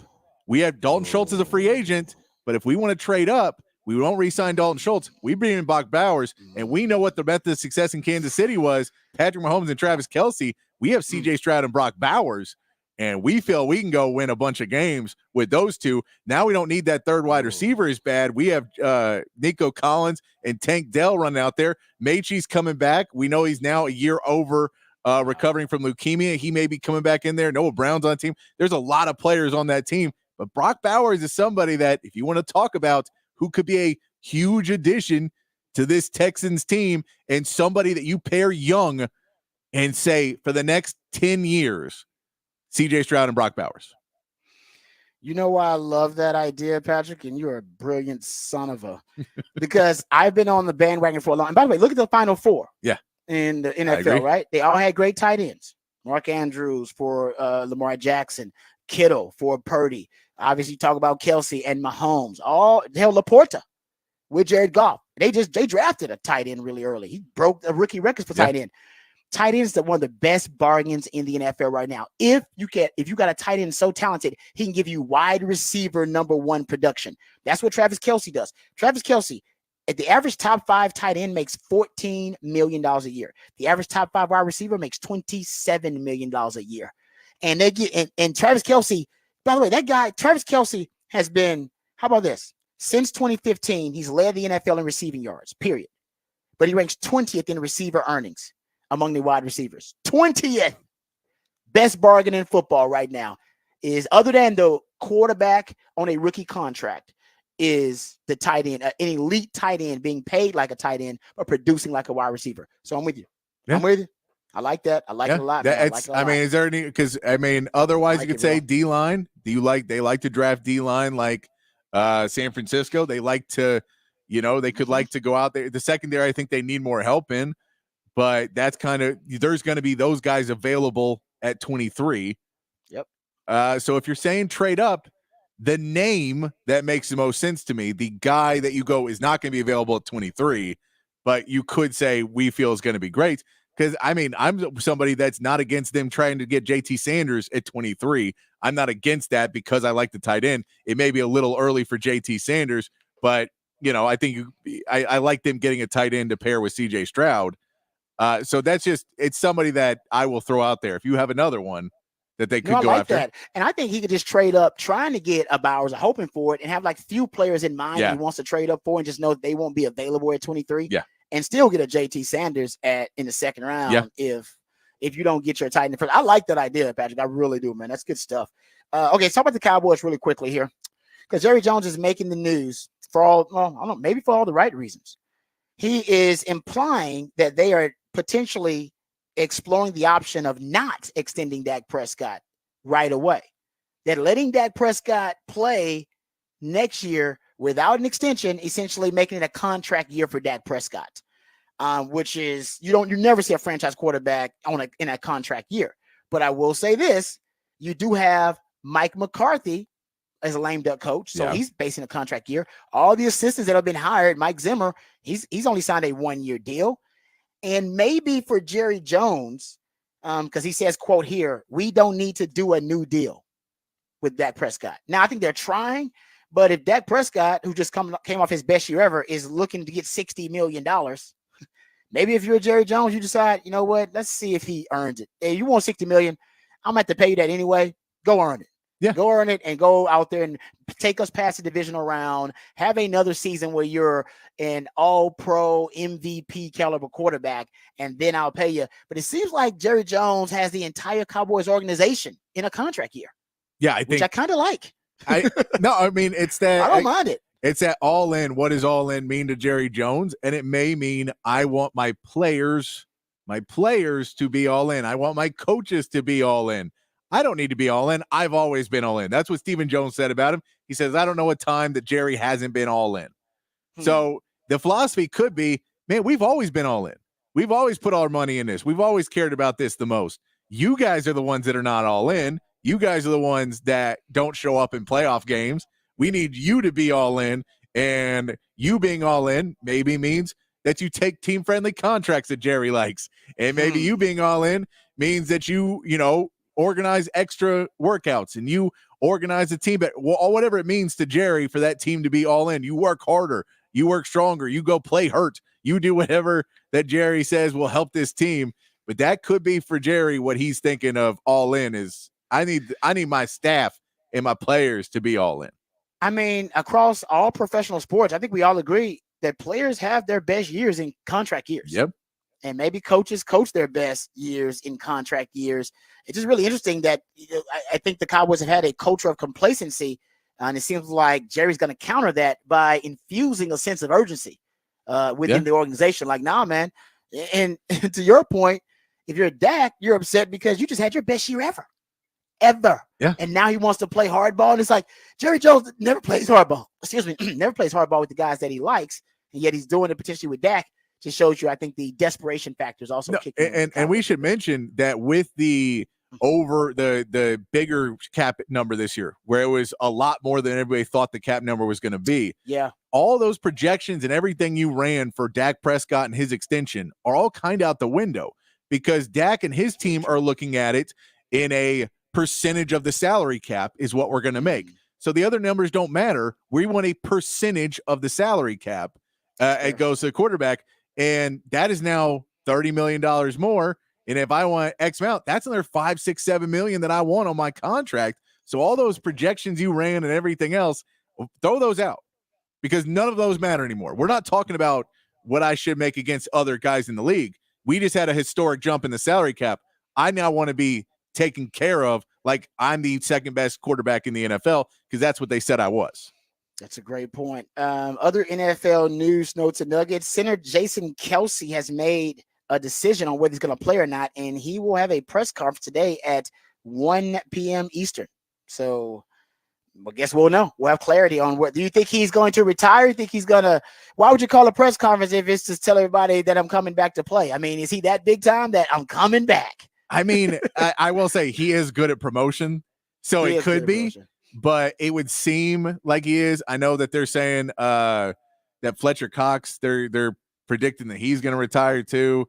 And the Eagles maybe having to get some new leaders in the locker room going into next year. But yeah, he came out and said this morning. So I mean, I'll be paying attention at noon today when that happens. But you normally don't hold a press conference. Quarterbacks, I think, are the only position who can hold a press conference and say I'm coming back. Like Tom Brady could say, I'm coming back. Yeah, and everybody be waiting with bated breath. But as center, Jalen Hurts. Jalen Hurts is waiting. There you go. Yes, because that tush push, trust me, folks, it's gone if Jason Kelce retires. You can't do it without him. No. He's the key No, by the way, I feel bad whoever has to play center after him in Philadelphia. Oh, yeah. And they're going to experiment with the tush push with this dude. Yeah, they're crushed. And he's just like, they're like, no, you need to get lower. He's like, I'm pretty low. They're like, no, lower. You're going to get lower. It's true. Okay. How about this? We talked about it. Mike Evans is expected to re-sign with the Bucs on a 2-year, $52 million deal, $35 million guaranteed, which means at least it implies they're going to re-sign Baker. Baker Mayfield is also a free agent. Guy won a playoff game for him this year. Could have been comeback player of the year. Had a fantastic season. It says here that Diana Rossini says that there will be no hometown discount for the Bucs when it comes to Baker Mayfield's negotiation. So they got to pay full price, baby. Hey, that's full price. Full price, but that's, again, if we have a free agency where Kirk Cousins and Baker Mayfield may be available, and this is two guys who have made it to the playoffs and have some history and are definitely starting quarterbacks in the NFL. That Baker wiped that question away this season with how he played, that he's a starting quarterback in the NFL. But where's the number on that? Where if you say they're not a franchise quarterback, they're not the future of your team, but they are a starting quarterback, a solid starting quarterback, what number is that at? Because I'm guessing they value that around 40 to 50 because Daniel Jones is making what, 45? Yeah, man. So they're saying you're going to pay me less than Daniel Jones? That dude, they don't even want him on the roster. And then every team will go, yeah, because we don't want to pay you 45. And so they're probably trying to come in at 25, going at 45. It's going to be an interesting to see both of those contracts. But I just don't know who else is going to sign Baker. I mean, technically the Raiders would probably be in that conversation. They should, yeah. So, there's probably a few teams that are too late in the draft to really get somebody. But I don't know how many teams you're competing with if you're Tampa Bay. It's probably just one or two that you'd be competing with. No, that's a good point. I don't know what that number. That's a great question. So Mike, Mike Evans has had 1,000 yards receiving every year he's been in the league. Yeah, and I'll mention this too. There was a report that came out that the Texans, who a lot of people thought Mike Evans was going to go to, that they were no longer interested in Mike Evans, that they were going to stick with their young wide receiver core. And that report came out, I read this weekend. And so the news of Mike Evans, there may be some correlation to that as well.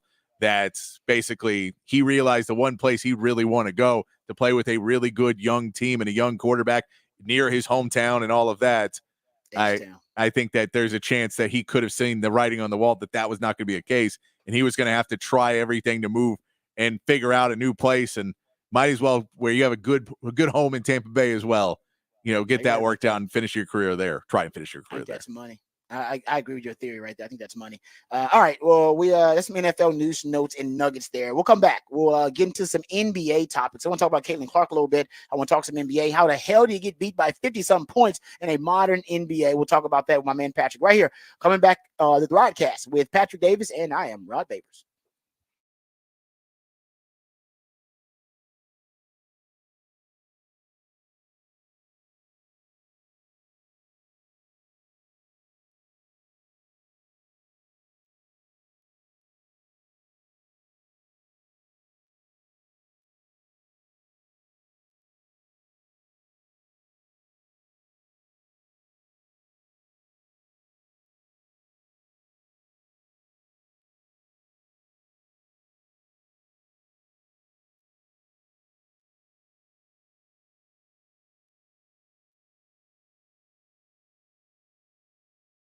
Your lifetime Longhorn Rod Babers. Austin is a great city aside from the traffic, but that's just one of the few things that's a downside to being in Austin tonight. But everything else is fantastic. We love the food, we love the culture, we love the people. And I even love the iconic landmarks around Austin that make it such a unique place to live. And many of those iconic landmarks that we love in this city were created and built by the skilled craftsmanship of Ironworkers Local Union 482, like the Pennybacker Bridge and DeCara Stadium. And right now, the folks at Ironworkers Local Union 482 are hiring over 3,000 people. They got a huge project happening right here in Central Texas. So if you're looking for an exciting employment opportunity, or you want a refreshing career change, or you're thinking about changing up your lifestyle a little bit, maybe you can become a member of Ironworkers Local Union 482. They're offering competitive wages, competitive benefits, and a pension plan. They even offer training for unskilled labor through their apprenticeship program. So become a member of Ironworkers Local 482 and take pride in the type of teamwork and craftsmanship that helps shape the future of our great city. Maximize your potential and accept the challenge of becoming the best version of yourself by applying online at ironworkers482.org. That's ironworkers482.org.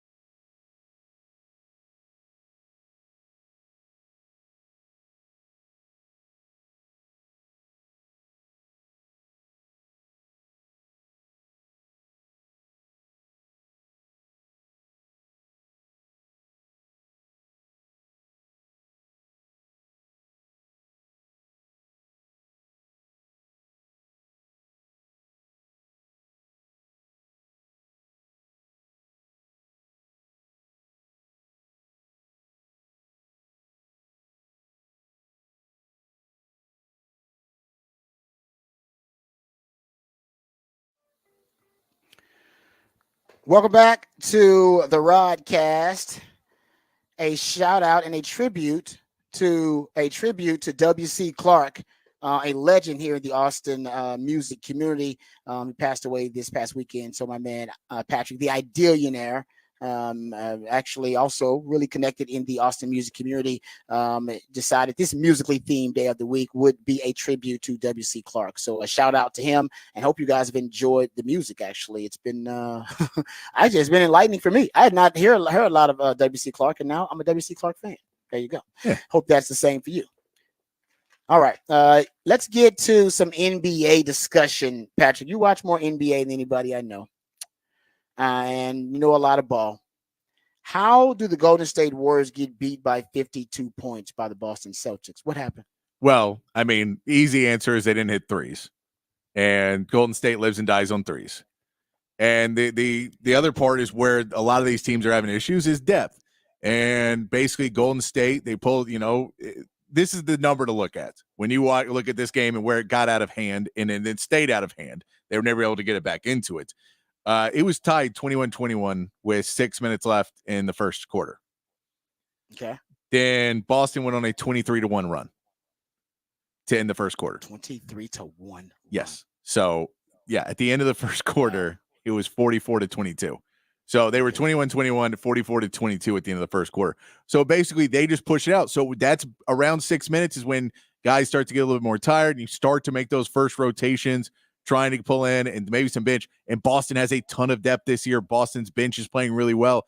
And so when that energy comes in on that second ground and that defensive energy comes in on your second unit, it can really throw off a team who kind of just is easing into the game and playing okay. And then all of a sudden you put in these guys like Derek Whites or Xavier Tillmans and guys like that who can come in and play really strong basketball. And once it gets in your head and you start missing shots and it's over, for a team like the Warriors, they don't have enough depth in young guys to really pull them back into these games anymore.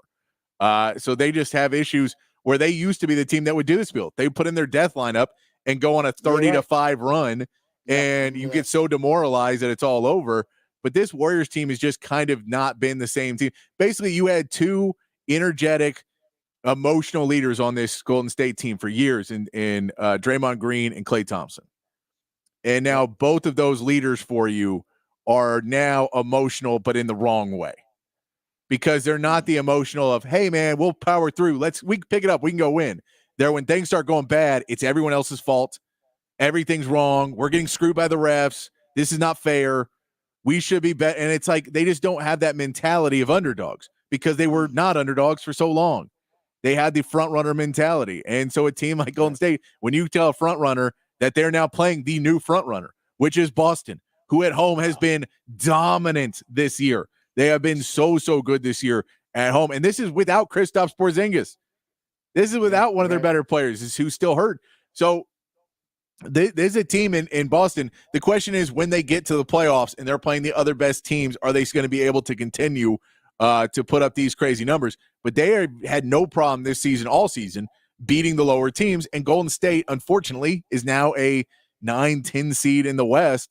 They're in old school playoffs when there's not playing. They're not a playoff team right now. Yeah, and they're right in that range. Lakers, right? Yeah. Them and the Lakers are at the bottom of the Western Conference. That Yeah. Mavs are what, 8th or something like that. Yeah. But yeah, to your point about the Celtics, first team in NBA history to win 3 games by 50+ points in a single season. Yeah. What the hell? But that's boat racing some teams. Well, but that's also the Mike D'Antoni and those guys where you worry. And with Missoula, you look at it and go, wait, is this team really this good? Or is this a regular season team that is just coming out and you're the Ravens. Yeah, and they're like, they're going to dominate during the regular season. But when you put them in a matchup where they got to play this team 7 games in a row and the refs don't call as much, and all of a sudden they start to get frustrated, can they power through there? Now, they're better than they looked last year. That's for sure. But can they defensively bring the pressure? Can Jason Tatum continue to show up and not pass the ball off in too many situations? When he gets doubled, can he still be a star player and at least create open shots for other people than passing out and making Jaylen Brown go do it? Those are the questions when you get to the playoffs. But they're right now, the best regular season team in the NBA for sure. One other question before we go to break here, and we can talk give our predictions for Texas basketball on the other side. They got a big game tonight versus Baylor. If you take college football out of the equation, Caitlin Clark is the most famous college sports athlete in the country, right? I mean, and I think 80% of college football, she's she's more well known and recognizable than 85-90% of college football. Yeah. Right. I mean, if we talk about guys that are now going to the draft and we don't have those next stars, then she's up guys who she's definitely up there with everybody. And I mean, it goes down to in NBA basketball, in college basketball for men's, there's the one and dones. And so those guys may not be as big as stars because there's no brand identifiability.